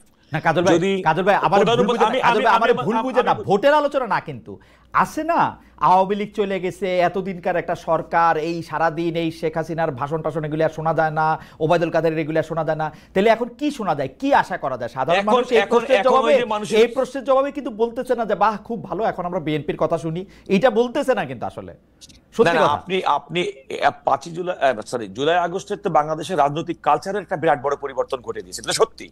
আপনি টেলিভিশন খুলবেন, প্রাইভেট টেলিভিশন চলেন, আপনার টেলিভিশন চ্যানেলে আমি আসতে পারবো না, আমার ভয়ের মধ্যে থাকতে হবে, আমার সারাদিন রাস্তায় দৌড়াইতে হবে, আমার সারাদিন মামলা মোকদ্দমার মধ্যে ঘরে ঘুমাতে পারবো না। এই সংস্কৃতির অবস্থা তো নাই। আপনি যে স্বাধীনতা নিয়ে এখন আপনার সামনে আমি কথা বলছি, সেই স্বাধীনতাকে আমি 5 আগস্ট 2024 আগে এভাবে স্বাধীনভাবে কথা বলতে পেরেছি? আমি এখন সরকারকে সমালোচনা করছি, আমি একজন ব্যক্তিকে উদ্দেশ্য করে কথা বলছি, এবং শুধুমাত্র আমি না, যে কোনো নাগরিক বলছে। সুতরাং এই যে মুক্ত প্রবাহ আবহ, এই আবহ তো আমরা গড়ে ওঠেনি।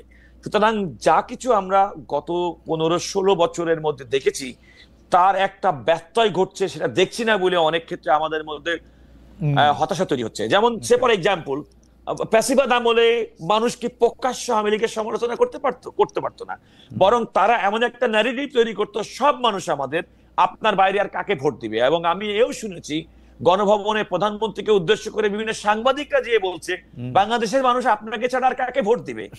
তারা তাচ্ছিল্য করে বিএনপি কে বলতো, তারা তাচ্ছিল্য করে বিএনপিকে বলতো আপনাদের নেতাকে, আপনাদের দলের প্রধানমন্ত্রী হবে কি। এই এরকম একটা তাচ্ছিল্যের মধ্যে যে দল, এমন একটা তাচ্ছিল্যের মাধ্যমে যে রাজনৈতিক সংস্কৃতি দীর্ঘদিন পর্যন্ত গড়ে তোলা হয়েছে, তার বিরুদ্ধে বর্তমান এই সময়কার বাস্তবতাটা আপনি প্রশ্ন আমি একটু ঘুরায় করি, আপনি 1 মিনিটে যদি একটু বলেন। জনাব তারেক রহমান এখন দেশে ফিরতেছেন না, সেটা নিয়ে আমি বিভিন্ন জায়গায় বিভিন্ন কথা বলতেছি, কোনো জায়গায় কোনো উত্তর পাই নাই, সেটা নিয়ে আমি না বললাম। কিন্তু জনাব তারেক রহমান কনসিস্টেন্টলি বলে যেতেছেন এইবারের নির্বাচন হবে সবচেয়ে কঠিন নির্বাচন। সেটা কেন বলতেছেন তাহলে কঠিন? আমি তো দেখি 292 সিট পাবে BNP, 95 seat, 295 seat. Tarique Rahman সাহেবের কাছে কঠিন কেন মনে হচ্ছে? না, তারেক রহমান সাহেব তিনি রাজনৈতিক দল ধরেন, তিনি প্রতিদ্বন্দ্বিতায় বিশ্বাস করেন। তিনি যদি কোনো ব্যক্তি, আপনি এবং আমি, আমরা যদি ছোটখাটো একটা প্রতিদ্বন্দ্বিতায় অংশগ্রহণ করি, কখনো প্রতিদ্বন্দ্বীকে কখনো সহজভাবে নেওয়ার কোনো সুযোগ নেই। ওই যে আপনার খরগোশ এবং কচ্ছপের গল্প মনে আছে না? রাজনৈতিক দল হিসেবে জনাব তারেক রহমানের কথাই নাসিরউদ্দিন পাটোয়ারি ইকো করছেন যে যেহেতু কঠিন হবে 100টা পাবে। আমি কেন বলছি শোনেন, রাজনৈতিক ওটা সংখ্যা না, রাজনৈতিক দলে আপনাকে খেয়াল করতে হবে যে ফ্যাসিবাদ মুক্ত বর্তমান সময়ে আওয়ামী লীগের রাজনৈতিক কার্যক্রম স্থগিত করার ফলে, ছাত্রলীগের রাজনৈতিক কার্যক্রম নিষিদ্ধ করার পরে বাংলাদেশে দীর্ঘদিন ধরে একটা আওয়ামী লীগ পন্থী এবং এন্টি আওয়ামী লীগ যে পলিটিক্যাল যে সিনারিও ছিল, সেটা তো আপাতত দৃষ্টিতে নেই। বরং এন্টি আওয়ামী লীগ ফোর্স যাদের মধ্যে, তারাই কিন্তু এখন ক্রিয়াশীল রাজনৈতিক দল। সুতরাং আপনাকে যদি পরবর্তী নির্বাচন, যদি নিকট ভবিষ্যতে, যেটা আমরা ফেব্রুয়ারি 2026-এর মধ্যে নির্বাচন প্রত্যাশা করছি, আলটিমেটলি এই ক্ষেত্রে প্রতিদ্বন্দ্বিতা হতে হবে অনেকটা বলতে পারেন যারা বিগত দিনে আন্দোলনের সাথী ছিলেন, রাজনৈতিক সহকর্মী ছিলেন, যাদেরকে নিয়ে মনে করা হতো যে তারা এন্টি ইন্ডিয়ান ব্লকের, এন্টি আওয়ামী লীগের ব্লকের সঙ্গে যারা সেন্টিমেন্ট যারা ধারণ করেন, তাদের যে একটা সবার একটা সম্মিলিত আমি এটা শেষ পর্যায়ে আপনার কথা শুনতে চাই। আমি আপনাকে শেষ করি, না আপনার কাছে আসবো, আমরা শেষ কথাটা শোনার জন্য আসবো। আমি খালি কথাটা বলে রাখি। আচ্ছা, একটা কথা আমি প্রসঙ্গক্রমে বলে রাখি। বলেন। 2018 সালে নির্বাচনে ডক্টর কামাল হোসেনের সঙ্গে বিএনপি সহ তারা তৎকালীন প্রধানমন্ত্রীর সঙ্গে গিয়ে তথাকথিত যে প্রতিশ্রুতি পেয়েছিল ভোট সুষ্ঠু হবে বঙ্গবন্ধুর কন্যা, তো তারা যারা তখন আশা করে গিয়েছিল, তাদের তো আশা তেমন ধূলিসাৎ হয়েছে। তো তারা বিগত ফ্যাসিবাদ বিরোধী আন্দোলনের যে সমস্ত রাজনৈতিক দল এককভাবে থেকে সম্মিলিতভাবে ফ্যাসিবাদ বিরোধী আন্দোলন করেছে, এমন তো হতে পারে যে আগামী দিনের নির্বাচনে তাদের নিজেদের মধ্যে প্রতিদ্বন্দ্বিতা হবে, এবং এই প্রতিদ্বন্দ্বিতামূলক করার জন্যই আমার মনে হয় জনাব তারেক রহমান তার দলের নেতা কর্মীদেরকে অ্যালার্ট করেছেন যে শুধুমাত্র তোমাদের প্রতিদ্বন্দ্বীকে চিন্তা করতে হবে না, তোমার নিজেকেও একইভাবে পরিচালিত করতে হবে, এমন ভাবে গড়ে তুলতে হবে যেন তুমি গ্রহণযোগ্য হও। ঠিক আছে, আমি আমার মন্তব্যটা করে রাখি। বিএনপির মনে এখন ভয়, কারণ প্রতিবার যেহেতু আওয়ামী লীগের এনটিতে একটা ইলেকশন হয়, বিএনপি এইটাকে আওয়ামী লীগকে দেখায় বলতে পারে যে দেখো আওয়ামী লীগের কাছে ক্ষমতা চলে যাবে। এখন যেহেতু আওয়ামী লীগ সিনারিওতে নাই, বিএনপি জানে যা তাদের কোনো পলিটিক্যাল ক্যাশ নাই যেটা দিয়ে আসলে জনগণের কাছে তারা যাইতে পারে, সেহেতু এনটি আওয়ামী লীগ যে কোনো ফোরামই, সেটা জামাতে ইসলামী হোক, এনসিপি হোক, বিএনপির চেয়ে ভালো করতে পারে, এই সম্ভাবনা বিএনপির আশঙ্কা বিএনপির মনের মধ্যে আছে। ব্যারিস্টার রুহুল কুদ্দুস কাজল, এই প্রসঙ্গে আপনার আমি শেষ কথা শুনবো এখন না, আমি একটু জনাব নাসিরউদ্দিন পাটোয়ারির কাছে যেতে চাই, কারণ জনাব নাসিরউদ্দিন পাটোয়ারির কাছে আমার একটা খুবই নাসিরউদ্দিন পাটোয়ারির সমর্থকদের কাছ থেকে খুবই গালি খাওয়ার মতো একটা প্রশ্ন আছে, সেই প্রশ্নটা একটু করতে চাই। যদিও জনাব নাসিরউদ্দিন পাটোয়ারি, জনাব হাসনাত, জনাব সার্জি, জনাব নাহিদ, জনাব আসিফ, এদের সবার সঙ্গেই আমার খুবই মধুর সম্পর্ক, কিন্তু কেন জানি বাস্তবে পর্দায় ব্যাপারটা দাঁড়ায় হচ্ছে উল্টার দিকে। যাই হোক, আমি একটু পড়ে শোনাই জনাব নাসিরউদ্দিন পাটোয়ারির প্রশ্নটা চাওয়ার আগে। জেরিনা ইয়াসমিন, উনি আমাকে, অবশ্য আমার বলে লাভ নাই, আমি আর কাজল ভাই কিন্তু দীর্ঘদিনের বন্ধু, প্রায় 30-35 বছরের। আজকের পরে কাজল ভাই আমার বলতে পারে যে তুমি আমার এগুলি কি কইলা। হাওয়েভার জেরিনা ইয়াসমিন আমাকে বলতেছে, শ্রদ্ধেয় খালেদ ভাই, একটু কারেকশন আছে, আপনি আপাদমস্তক আওয়ামী লীগ, এটা বুঝতে রকেট সাইজ জানতে হবে না, ভেরি গুড, তবে সেটাকে ঢাকার জন্য বাকি সব দলের হয়ে মাঝে মাঝে কান্নি মারেন, জাস্ট এইটুকুই, কনফিউশনের সুযোগ নেই। Thank you so much Zerina Yasmin. আমি জনাব নাসিরউদ্দিন পাটোয়ারি আপনার কাছে যেটার জন্য আসতে চাই সেটা হচ্ছে যে আপনি খুব সংক্ষেপে একটু বলবেন, কারণ আমরা কাজল ভাইয়ের কাছে জাস্ট একটা ওইটা নিয়েই যাব, যেহেতু এখন এনটি আওয়ামী লীগ প্ল্যাটফর্মটা নাই, এনটি আওয়ামী লীগের চেতনা আসলে, আমি এটা চেতনাও শব্দটা বলতে চাই না, এনটি আওয়ামী লীগের যে দর্শন বা চিন্তা বা নীতি সেটা সবাই ধারণ করতেছে, সেজন্য বিএনপি ভয় পেতেছে তার ভোটগুলি ভাগ হয়ে যেতে পারে। এটা নিয়ে আসলে বিএনপি কি মনে করে? জনাব নাসিরউদ্দিন পাটোয়ারি, আমার প্রশ্ন হচ্ছে যে আপনারা যখন দল গঠন করেন বা দল গঠন করার আগেই আর্থিক স্বচ্ছতার বিষয়ে আপনারা আমাদেরকে অনেক প্রতিশ্রুতি দিয়েছিলেন, ওয়েবসাইটে সেটি উঠবে, কে আপনাদেরকে চাঁদা দিচ্ছে, কে দিচ্ছে না, সেটির আসলে কতদূর? আপনারা এনসিপি থেকে যারা এনসিপির কেন্দ্রীয় নেতা আছে তারা বেতন নেন কিনা? যদি বেতন না নেন তাহলে আপনাদের চলে কিভাবে, আপনারা কিভাবে আপনাদের পেশাগত মানে জীবন কিভাবে নির্বাহ করেন জনাব নাসিরউদ্দিন পাটোয়ারি? আর্থিক সচ্ছতার প্রশ্ন। ওয়েল, অনেকগুলো ভালো কোশ্চেন আপনি করেছেন, যেগুলো নিয়ে পিপলের মধ্যে একটা কনফিউশন রয়েছে। জি, তো আমি প্রথমে যেটা, যে বাংলাদেশে অ্যান্টি আওয়ামী লীগ নামে যে না রাজনীতিটা এটা আপনার কাছে চলছে, প্রশ্ন না, এটা কাজল ভাইয়ের কাছে প্রশ্ন। না, এটা কাজল ভাইয়ের কাছে আমাকে 30 সেকেন্ড বলতে দিতে হবে। জি জি জি, সেটা হলো নাই, বলতো বিএনপির ভোট ব্যাংকটা এখানে কমে গেছে। হ্যাঁ, আরেকটা জিনিস হলো, বাংলাদেশে কি এখন জিয়াউর রহমান যে খালগুলো কাটছে এগুলো কি আছে? 2001 থেকে 6 পর্যন্ত যে দুর্নীতি করছে, খাল নাই, বিল নাই, ভারতীয় ধানের বীজ, বাংলাদেশে কোনো বীজ নাই, অথচ হলো প্রতীক হলো ধান, তো কি দিয়ে ভোট পাবে? এই জন্যই আমি বলি সেটা নিয়ে আরেকদিন টকশো করব না জনাব পাটোয়ারি, সেটা নিয়ে আরেকদিন টকশো করব না, আরেকটা দিন করব না। আপনি শুধু এনসিপির বাংলাদেশে বিএনপির হলো সমর্থক। আমি যেটা স্টাডি করলাম, 75 থেকে পরবর্তী জিয়াউর রহমান দল গঠন করলেন, খালেদা জিয়া আসলেন, 90-এ ওনারা বড় গণ অভ্যুত্থানের নেতৃত্ব দিয়েছিলেন 1 থেকে 6 পর্যন্ত। 25-30-এর উপরে ওনাদের ভোট নাই। 25-30 হলে তো 90টা আসনে হয়। আমি যেটা বললাম, এটা কি কাজল ভাই ল পড়ছেন এতটুকু বুঝতে পারেন না, নাকি এটাও আমার থেকে বুঝতে হবে আপনার? তারপরে আসি যে আমি বলেছি 300টা আসনের কথা। দেখেন খালিদ ভাই, একটা জিনিস বুঝেন, আমরা যখন রাজনৈতিক দলের প্রার্থী দিব, আমরা তো 300 আসনেই দিব। এখন আমি বললাম 150টা, ওই ছোট দল তোকে 2টা দিব, তোকে 3টা দিব, তা আমি তো 300 আসনে জেতার জন্যই প্রার্থী দিব। এটা কেমন রাজনৈতিক দল? আপনি 300 আসনে জেতার জন্য প্রার্থী দিতেছেন না, একটা লোকরে ডামি দাঁড় করায় দিচ্ছেন, ওরে দিয়ে ওরে জিতাবেন। এই সংস্কৃতি থেকে ভাই আপনাদেরকে বের হতে হবে ভাই, এগুলা অতীত সংস্কৃতি। এই জন্য এখন আমি বললাম সেটা একদম অ্যাবসলিউটলি, আপনি যদি আমরা 1 ঘন্টার বেশি 200 আসন জিততে হবে, আমি বললাম যে আমাদের 200 আসন জিততে হবে, তো 200 আসন বাকি 100 জনের ভিতরে থাকবে। ভাই কে না কে জিতবে, ওই 200 জনের মধ্যে কি আমার নামটা আছে? এটা হয় কি জনাব পাটোয়ারি, জনাব পাটোয়ারি আমি একটু আপনাকে বলি, আমরা দেখেছি কি রাজনৈতিক দলগুলি জানে যে কোথায় তাদের কতটুকু স্ট্রেংথ, সেই অপটিমাম স্ট্রেংথকে ধরে তারা একটা ম্যাপ প্রণয়ন করে। যেমন আওয়ামী লীগ জানে যদি আওয়ামী লীগ নির্বাচন করে গোপালগঞ্জে তারা সব আসনে জিতবে, তেমনি বিএনপি জানে তার স্ট্রেংথ আছে বগুড়ায় সব আসনে জিতবে। আমি খুব জেনারেলাইজ কথা বললাম। এরকমভাবে কোন কোন আসন তাদের একেবারে সবুজ, কোনটা একটু গ্রে, কোনটা লাল, সেরকমভাবে তারা করে। সেই জন্য প্র্যাকটিক্যালি বিএনপি ভোটের আগে 2001 সালের ভোটের আগে সেইটার ব্যাপারটা আমি পুরোপুরি দেখেছিলাম বলে আমি জানি। তারা নির্বাচন হওয়ার আগেই তারা জানতো যে নিরপেক্ষ নির্বাচন হলে তারা কতটা আসনে তারা নিশ্চিত জয়লাভ করবে। মাঠের তো আসেই সেরকম ভাবে সেটা বলে আর কি। ঠিক আছে, আচ্ছা আমরা ওগুলো নিয়ে আরেকদিন কথা বলবো না জনাব পাটোয়ারি, আরেকদিন কথা। এরকম আওয়ামী লীগের বিএনপি এই ডেটা ভিত্তিক ভোটের ম্যাপিংটা স্মার্টলি আসলে আওয়ামী লীগেরা আগে শুরু করেছে, মানে ডিজিটাল বাংলাদেশ ডিজিটাল হওয়ার আগে শুরু করেছে, যেটাকে হাওয়া ভবন কেন্দ্রিক যেটা 2001 সালে বলা হয়, সেই ডিজিটাল ম্যাপিংটা সেটা এখানে জানি খালিদ ভাই, এগুলো জানি কোন এজেন্সির মাধ্যমে করছে এগুলো আমরা জানি। এখন কারা ওই এজেন্সিগুলোকে হায়ার করতেছে তাও আমরা জানি। ফ্যান্টাস্টিক। আপনি যদি আপনাদের দলের কথা এখন হলো আপনাদের দলের কথা, হ্যাঁ, এখন হলো যে ভারতীয় যে বিজেপি যেটা বলেছিল, জনসংঘ যখন ছিল অথবা জনদলটা যখন ছিল, জনদল কয়টা আসনে চিন্তা করেছিল? এবং 1990 সালের আগে বিএনপির কি অবস্থা, প্রার্থী দিতে প্রার্থী খুঁজে পাওয়া যায়, কিন্তু তাদের একটা স্বপ্ন ছিল, জিয়াউর রহমান স্বপ্নটা দেখিয়েছিল। আমি খালেদা দিয়ে খুবই রেসপেক্ট করি, আমি ওনার সাথে পার্সোনালি দেখা করেছিলাম, আমার স্বপ্ন ছিল যে ওনার সাথে কিছু জিনিস আমি শেয়ার করবো, জিজ্ঞেস করবো। নাসিরউদ্দিন পাটোয়ারি, আপনি বিএনপি থেকে এনসিপিতে আসেন, আপনি বিএনপি থেকে এনসিপিতে আসেন, বিএনপি থাক, বিএনপি নিয়ে আরেকদিন কথা বলবো। সত্যি আপনি এনসিপিতে আসেন, এনসিপিতে আপনাদের না এটা তো এই যে রুহুল কুদ্দুস ভাই, এই যে একটা মানে ওনার মতন সিনিয়র লয়ার, আমাকে আজকে একজন বলছে যে ওনাকে সম্মান দেওয়ার জন্য, কারণ উনি নাকি সামনে হলো লয়ার সেক্টর নিয়ন্ত্রণ করবে, পরে নাকি মামলা টামলা খাইলে উনি আমারে আরো বেশি করে ঢুকায় রাখবে, আর কি কি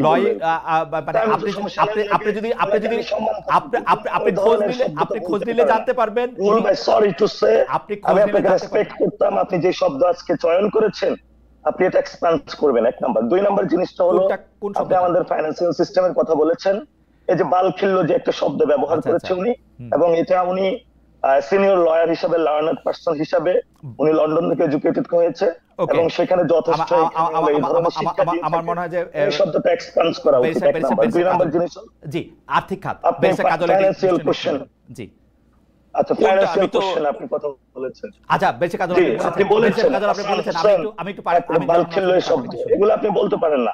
2 নম্বর জিনিস হলো ফাইন্যান্সিয়াল যে বিষয়টা, সেটা হলো যে আমরা একটা নীতিমালা করেছিলাম, নীতিমালার মধ্যে আমরা এনেছিলাম আমাদের 2টা জিনিসকে মিক্সড করতে হবে। মিক্সড করতে গিয়ে আমার যে পলিটিক্যাল কালচার রয়েছে সেটার জন্য আমরা স্টাডি করার জন্য নির্বাচন কমিশনের আরপিওটা স্টাডি করলাম, সাউথ এশিয়াতে যে পলিটিক্যাল পার্টিগুলার যে ফাইন্যান্সিং সিস্টেম সেটা নিয়ে স্টাডি করে আমরা ভারতে গিয়ে যেটা পাইলাম সেটা হলো রাহুল গান্ধীর কিন্তু যে ফাইন্যান্সিয়াল স্ট্রাকচার এটা হলো বিজেপির মোদি হলো ফ্রিজ করে রেখেছিল, বিজেপি আবার বন্ড ছেড়েছিল।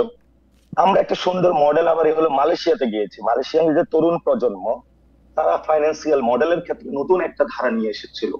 থাইল্যান্ডের একটা তরুণদের একটা পার্টি মুভ ফরওয়ার্ড পার্টি, অবশ্য আপনি শুনেছেন 167 তারা সিট পেয়েছিল, তাদেরও তো ফাইন্যান্সিয়াল একটা মডেলে তারা সিস্টেম নিয়ে এসেছিল। আর বর্তমানে আমেরিকার নেক্সট প্রেসিডেন্ট ক্যান্ডিডেট বলা হয়ে থাকে এওসি কে।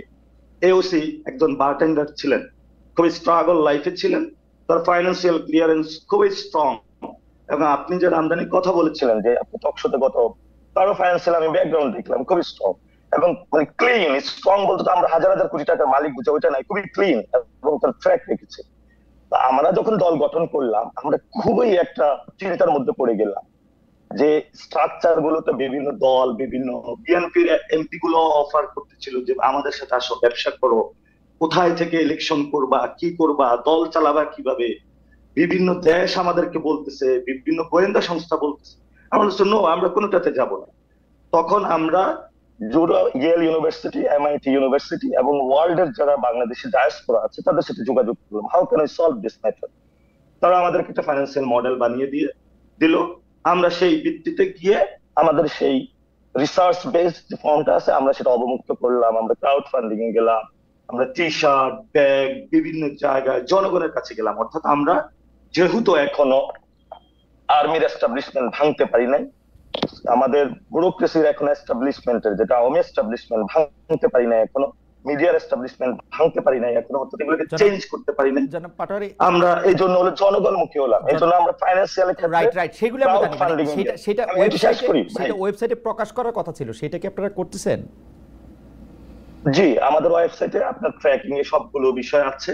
সেখানে হলো আমরা আবার জনগণকে একটা জিনিস হিসাব মিলিয়ে দিতে, অর্থাৎ আমাদের ডেবিট ক্রেডিটটা মিলিয়ে দিতে, সেটা হলো আমাদের কাছে আমাদের। জি, সেটা আপনারা দিচ্ছেন।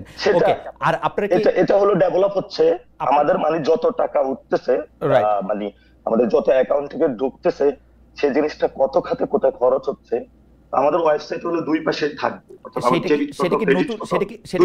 সেটা কি নতুন টাকা নাকি আপনারা রূপায়ণে যে বিল্ডিং আছেন সেটার ভাড়ার টাকা, আপনারা যে ইফতার পার্টি করছেন সেটার টাকা? ভাই আপনি যে এক একটা কথার মধ্যে এলিগেশন দিয়ে থাকেন, আমরা সেগুলিও কি আপনারা দিবেন কিনা ভাই?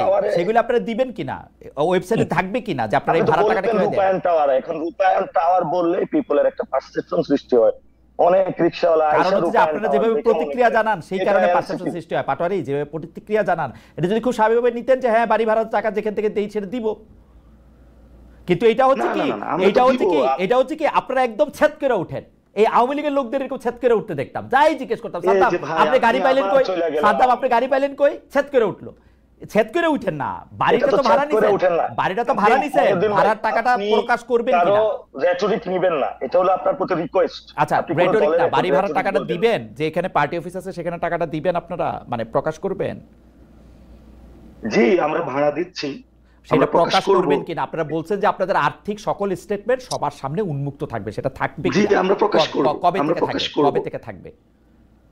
আমরা প্রকাশ করব। আমরা ফাইন্যান্সিয়াল এখানে যে বিষয়টা হয়েছে, যিনি এই আমরা যে জায়গা আমাদের অফিসটা আছে, যিনি ওইটার মালিক উনিও বিএনপির সাথে সংশ্লিষ্ট, খুবই ভদ্রজন পারসন, মানে পচা বিএনপি না, ভালো বিএনপি। উনি বলছেন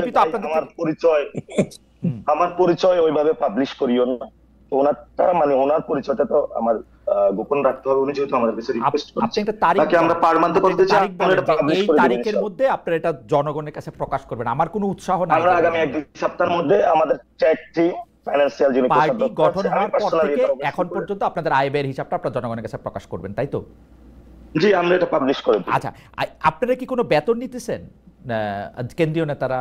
এই আমাদের এখানে একটি কথা এসেছিল যে মানে জামায়াত ইসলামীর বাংলাদেশের যে মডেলটা, এটাতে হলো মানে তাদের একটা বরাদ্দ থাকে, আবার এই বিএনপির এটা হলো বুর্জোয়া পলিটিক্সের এই ক্ষেত্রে হলো পার্সন টু পার্সন এই জিনিসটা মেনটেন করে, আর বড় ভাইকে হলো বিভিন্ন জায়গা থেকে চাঁদা তুলে দেয়। তো সেই জন্য আমরা চিন্তা করছি যে আমরা আইডিয়া কেন্দ্রিক রাজনীতি করব, এখানে কোনো ভাইয়ের রাজনীতি করব না, কোনো প্রবাসী ব্যক্তির রাজনীতি করব। তো সেই জায়গা থেকে আমরা বলেছিলাম এই ধরনের কোনো ফেলোশিপ প্রোগ্রাম চালু করা যায় কিনা। সেখানে আমাদের একটা প্রপোজিশন এসেছিল যেটা বিভিন্ন কান্ট্রিতে আছে। তো আমরা আবার সেটার ক্ষেত্রে আরো একটু কনসিডারেশনে নিচ্ছি, যদি ফেলোশিপ দিয়েই থাকি অনেকে আবার এটার উপরে ডিপেন্ডেন্ট হয়ে পড়বে। অনেক লোক হার্ট থেকে তো রাজনীতি করতে চায়, মানুষের ভরসা থেকে তো ওই জায়গাটা করবে না। How can I solve this? এটার জন্য আমরা আবার আরেকটা রিসার্চ আমাদের ঢুকতে হচ্ছে। Will solve this every matter. যতগুলো কোশ্চেন আসছে ভাই, যতগুলো দিবেন আমরা সব ডিল করে সামনে যাব ইনশাআল্লাহ। সে জায়গাটা আপনাকে অনেক অনেক ধন্যবাদ। আমাদের একজন দর্শক প্রশ্ন করেছেন, আপনি বিএনপির কোন নেতাকে, প্রধান নেতাকে তার আয়ের উৎস আপনার মানে আমাকে বলেছেন যে খালেদ মহিউদ্দিন আপনার বাবাও জিজ্ঞেস করতে পারবে না কখনো। আমার বাবা আসলে জিজ্ঞেস করতে পারবে না, তিনি মারা গেছেন 1989 সালে, তার পক্ষে জিজ্ঞেস করা সম্ভব না। কিন্তু আমি প্রত্যেকটা অনুষ্ঠানেই সেটি জিজ্ঞেস করি। আপনাদের যদি সময় সুযোগ হয় আপনারা এটি দেখে নেবেন। জুলাই মাসের অন্তত 4টে অনুষ্ঠান আমি করেছি যেগুলি ইউটিউবে আছে, সে সময়ের সেই মানে গত বছর জুলাই মাসে, সেগুলি আপনারা নিশ্চয়ই দেখে নিতে পারেন। অনেকেই প্রশ্ন করেছেন। এখন আমি প্রশ্ন করতে চাই জনাব ব্যারিস্টার রুহুল কুদ্দুস কাজল, যে প্রশ্নটা আমি করে রেখেছিলাম যে যেহেতু এখন এন্টি ইন্ডিয়ান জায়গাটা স্ট্রংলি ভাগ হয়ে গেছে, সেজন্য বিএনপির ভোট কমবে কিনা, 1। 2 হচ্ছে যে বিএনপি এনসিপিকে তো এটা বলতে হয়েছে যে তারা তাদের সকল আয় ব্যয়ের উৎস পাবলিকলি এটা প্রকাশ করবে, বিএনপি এটা প্রকাশ করবে কিনা 1 নাম্বার কথা। আমি বিএনপির ওয়েবসাইটে প্রতিদিন যাই, আমি এরকম কোনো কিছু লক্ষণ দেখি না। এবং বিএনপির শীর্ষ নেতারা কীভাবে জীবন নির্বাহ করেন, আমি যেমন গত প্রধানমন্ত্রীর মন্ত্রী পরিষদকে প্রায় জিজ্ঞেস করতাম যে তারা মানে ফার্স্ট ফ্যামিলি অর্থাৎ শেখ হাসিনা এবং তার ছেলেমেয়েরা কোনো ধরনের ব্যবসা বাণিজ্যের সাথে যুক্ত কিনা, তাদের আয়ের উৎস কি, তেমনভাবে আপনাদেরও জিজ্ঞেস করতে চাই যে আসলে মানে জনাব তারেক রহমানের আয়ের উৎস আসলে কি। আপনি বাংলাদেশের সবচেয়ে, আমার ধারণা এখন সবচেয়ে বেশি আয় যারা করেন সেই আইনজীবীদের একজন, আপনি জানেন যে আয় এবং ব্যয় কাকে বলে, এটা কিরকম ঘটনাটা একটু যদি বলেন আমাদেরকে। না, আপনি যেমনটি বললেন বিএনপির একজন প্রতিনিধি হিসেবে আমিও তো বিএনপির কেন্দ্রীয় কমিটির সদস্য, আমাকে জিজ্ঞেস করেন। আমার একমাত্র পেশা আইন পেশা। আপনারা জিজ্ঞেস করে তো আপনি তারেক রহমানের কথা বলেন। আপনি কি করেন এটা আমি জানি। শুনেন, আমার দলের নেতা তাকে এই প্রশ্নটা আপনি করবেন। আমার মনে হয় বাংলাদেশে তাকে তো আমি পাই না আজকে না, কিন্তু আপনার মাধ্যমে আপনি বলে রাখি, তাকে আমি পাই না আজকে না, কিন্তু তিনি যখন টিভিতে নিষিদ্ধ, কেউ তাকে টিভিতে দেখায় না, সেই গত 5 বছর 6 বছর 7 বছর ধরে আমি তার একটা ইন্টারভিউর জন্য আপনাকেও আমি বহুবার বলছি, ইউ নো দ্যাট।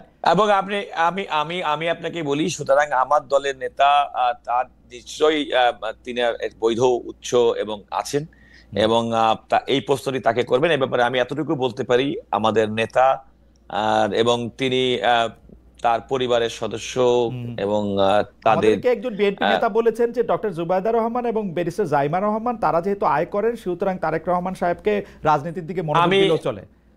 আমি তো এতটুকুই বললাম যে তাদের পরিবারের অন্যান্য সদস্য কর্মক্ষম উপার্জনক্ষম মানুষ আছে, এর বাইরে আমাদের মনে হয় বিষয়টি তাকে জিজ্ঞেস করেন। আপনি যে কথাটি বলছিলেন সে কথাটি নাসিরউদ্দিন পাটোয়ারির যে সমস্ত কথাগুলো সেগুলো মোর অন থিওরি।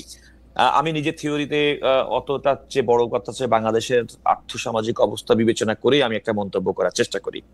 যেমনটি আপনি বলেছেন, এটা বাস্তব কথা যে আমি সে কথা বলছিলাম যে আওয়ামী লীগ বিরোধী যে শিবির, সেই শিবিরের নেতৃত্ব দিত বিএনপি।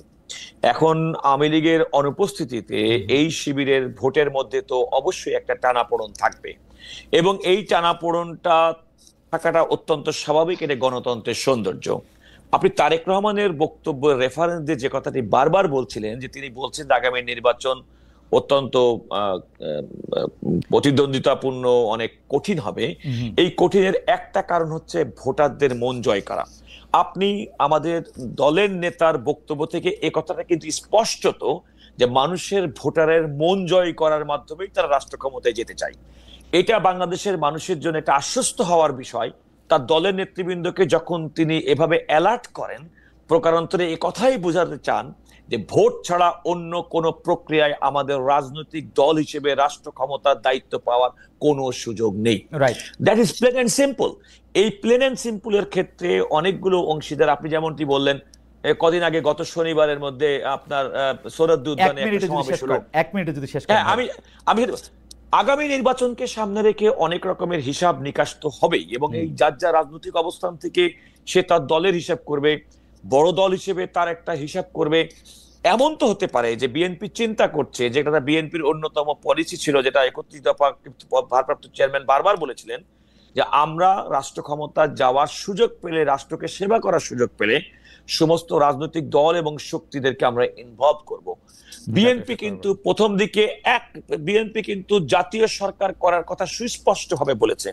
বিএনপি আরেকটি কথা বলেছে, আপনি খেয়াল করে দেখুন, জাতীয় সংসদ নির্বাচনে এই জাতীয় সরকারটা কাজল ভাই, এই জাতীয় সরকারটা অনেকটা জাতীয়তাবাদী জাতীয় সরকার হবে, তাই তো?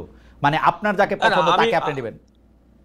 আপনি তাই যদি হয়ে থাকে তাহলে কেন বিএনপি এককভাবে পার্লামেন্টের দ্বিকক্ষ বিশিষ্ট পার্লামেন্টের কথা যাবে? বিএনপি তো দেশের বুদ্ধিজীবী, সুশীল সমাজ, শিক্ষিত মানুষ, এই সমস্ত মানুষদেরকে ইনভলভ করানোর জন্য উচ্চ কক্ষের বিধান বিএনপি মেনে নিয়েছে। এবং বিএনপি নারীদেরকে ক্ষমতায়ন করার জন্য, সংসদে নারী আসন বাড়ানোর জন্য, কাজল ভাই এইটা আরেকদিন আপনি কেন্দ্রীয় সদস্য হিসেবে আমরা আরেকদিন আপনার কাছে স্পষ্ট করব। আর্থিক স্বচ্ছতার প্রসঙ্গটা যদি আপনি একটু বলেন, যে আর্থিক স্বচ্ছতার জায়গাটা এই ক্ষেত্রে আমি আপনাকে বলি, আমি যতটুকু জানতে পার্টি হিসেবে পাটোয়ারি, আমি if I am not wrong, যতটুকু আমার জানা মতে প্রত্যেকটা রাজনৈতিক দল, নিবন্ধিত রাজনৈতিক দলের প্রত্যেক বছরের আয় ব্যয়ের হিসেব নির্বাচন কমিশনে জমা দিতে হয়। আমার জানা মতে বিএনপি গত বছরের আয় ব্যয়ের হিসাব নির্বাচন কমিশনকে জমা দিয়েছে। আমার মনে হয় নির্বাচন কমিশনকে যদি আপনি প্রশ্ন করেন তারা কেন এই আয়ের ব্যয়ের হিসাবটা মানে উপস্থাপন করে নাই, তাহলে মানে তারাই সবচেয়ে ভালো উত্তর দিতে পারবে। প্রত্যেকটি রাজনৈতিক নিবন্ধিত দলের আইনগতভাবে তাদের প্রত্যেক বছরের আয় ব্যয়ের হিসাব দিতে হয়, সেটা বিএনপি দিয়েছে। আমি সেই আয় ব্যয়ের হিসাব মোরলেস 98 সাল থেকে আমি পরীক্ষা করতেছি। সেই আয় ব্যয়ের হিসাবটা যতটুকু বাংলাদেশের নির্বাচন কমিশনের আরপিও অনুসারে যতটুকু দিতে হয় ততটুকু এটা পরিষ্কার না। যেমন আমি এখনো জানি না ওই এত হিসাব পড়ার পর যে আসলে বিএনপির নেতারা কি করেন আমি বুঝি না। কিন্তু একটা ব্যবসা লিখে রাখেন কেন বিএনপির নেতারা, ধরেন আমি পেশাজীবী আইনজীবী, আমরা আইন পেশা করি, যিনি ডক্টর তিনি ডাক্তার ব্যবসা করেন, যিনি ব্যবসায়ী তিনি ব্যবসা করেন, বিশ্ববিদ্যালয়ের শিক্ষক বেগম খালেদা জিয়া নিজে প্রধানমন্ত্রী ছিলেন, তিনি বেতন পেয়েছেন, ভাতা পেয়েছেন, তিনি বিরোধী দলের নেত্রী ছিলেন, বেতন পেয়েছেন, ভাতা পেয়েছেন। তার বাড়ি আছে।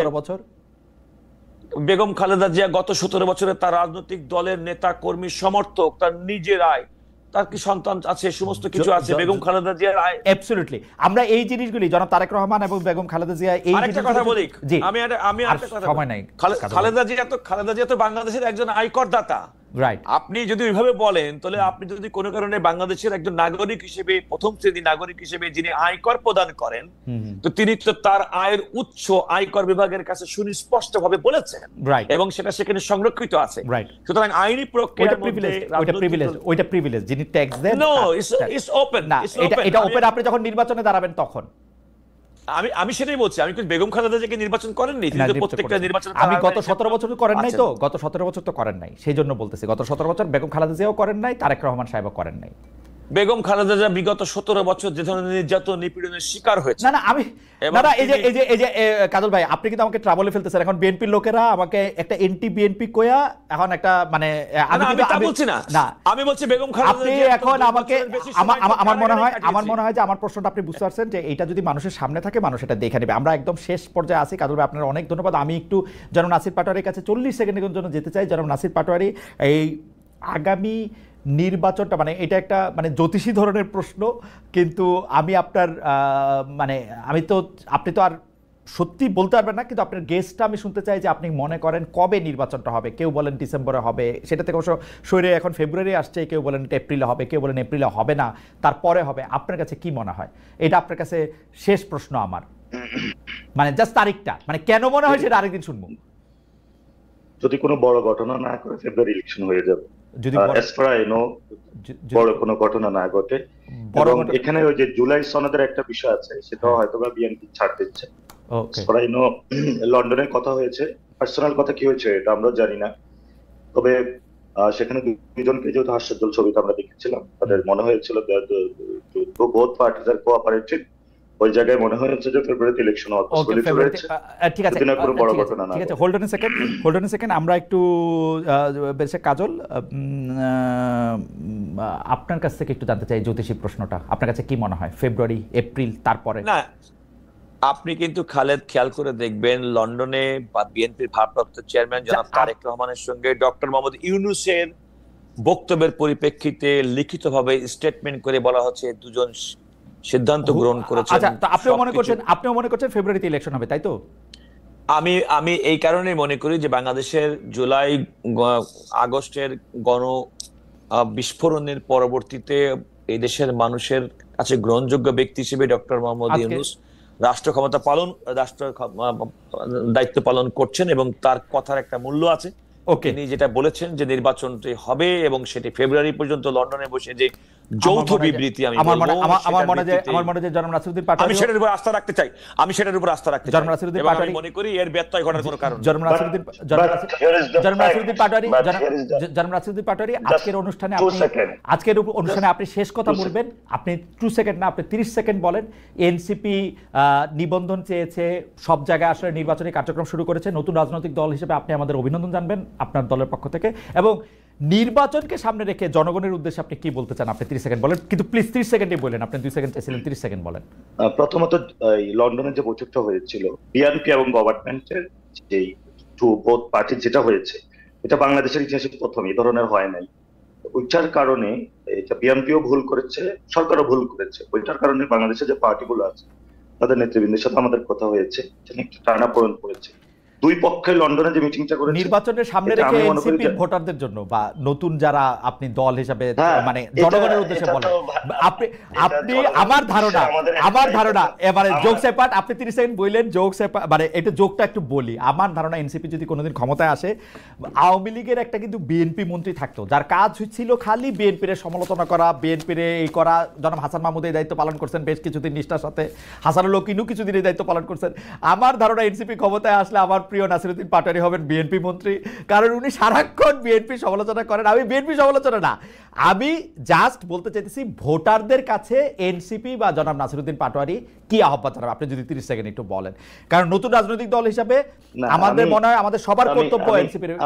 আমি ভবিষ্যতে হলে আমি বলি, আপনি যেটা বলেছেন, আমি ভবিষ্যতে আমার অনেক কাজ আছে, maybe I have to take the responsibility of আমাদের ডিসিপ্লিনারি। সো আপনাকে আমি আগে একটা ইঙ্গিত দিতে পারি মানে আমি কি বলতে চাচ্ছি। আরেকটা যে বিষয়টা আপনি বলেছেন, আমরা মানুষের দুয়ারে দুয়ারে যাচ্ছি। আমাদের যেমন ভোটার কেন্দ্রিক রাজনীতি রয়েছে, আমাদের দেশটা কিন্তু পরিবর্তন হয়নি।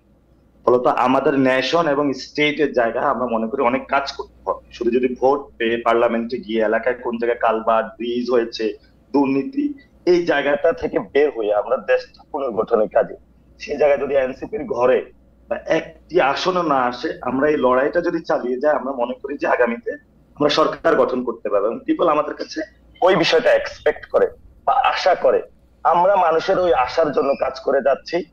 পুরো বাংলাদেশের মানুষ, আপনারা যারা শুনছেন, বিএনপির লিডারশিপ নয়, যারা বিএনপির নেতা কর্মী, যারা আপনারা নিপীড়িত হয়েছিলেন, আপনাদের যাদেরকে আমরা মুক্ত করে দিয়েছি, লড়াই করে দিয়েছি, আপনাদেরকে আমরা পাশে চাই। জামাতের যারা বিভিন্ন নেতা কর্মী, জামাতের থাকবেন, এনসিপি বাংলাদেশে নতুন ভাবে নেতৃত্ব দিবে। আমাকে 1 মিনিট সময় দিবেন। না না কাজল ভাই, আর সময় নাই, কাজল ভাই আর সময় নাই, আপনি জবাব 30 সেকেন্ড বলবো। এনসিপির কাজল ভাই, আপনিও এনসিপিতে আসতে পারেন ইনশাআল্লাহ। আচ্ছা আমি খালেদ, আমি শুধুমাত্র এতটুকু বলবো, জুলাই আগস্ট আন্দোলনের নাসিরউদ্দিন পাটোয়ারি এবং তার যারা কমরেড যারা ছিল, তাদেরকে আমরা যে চোখে সাধারণ মানুষ সর্বজন গ্রহণযোগ্য দেখতাম, এনসিপি নাসিরউদ্দিন পাটোয়ারিকে কিন্তু চিহ্নিত করতে হবে একটা রাজনৈতিক দলের নেতা হিসেবে। সুতরাং যে সার্বজনীনতা 2024 সালের জুলাই আগস্টে ছাত্র জনতার গণ আন্দোলনে তাদের ছিল সার্বজনীন নেতা, তারা এনসিপি রাজনৈতিক দল করার মাধ্যমে তারাও অন্যান্য কাজল আপনাকে অনেক অনেক অনেক অনেক ধন্যবাদ, অনেক ধন্যবাদ নাসিরউদ্দিন পাটোয়ারিকে সেভাবে অনেক ধন্যবাদ জনাব নাসিরউদ্দিন পাটোয়ারি, আপনাকেও অনেক ধন্যবাদ। আমরা আজকে অনেকগুলি বিষয় নিয়ে আজকে আমরা কথা বলেছি। দর্শক, আমরা দুজনকে অনেকগুলি বিষয়ে প্রশ্ন করেছি, অনেক লম্বাও করেছি অনুষ্ঠানটা। দর্শকরা অনেক ছিলেন আমাদের সঙ্গে। আপনাদের সবাইকে ধন্যবাদ জানিয়ে আজকের অনুষ্ঠান এখানে শেষ করছি। আবারও দেখা আপনাদের সঙ্গে নিশ্চয়ই নতুন কোনো দিনে। সেই পর্যন্ত অনেক অনেক ধন্যবাদ আপনাদের সবাইকে। তো ধন্যবাদ বটেই।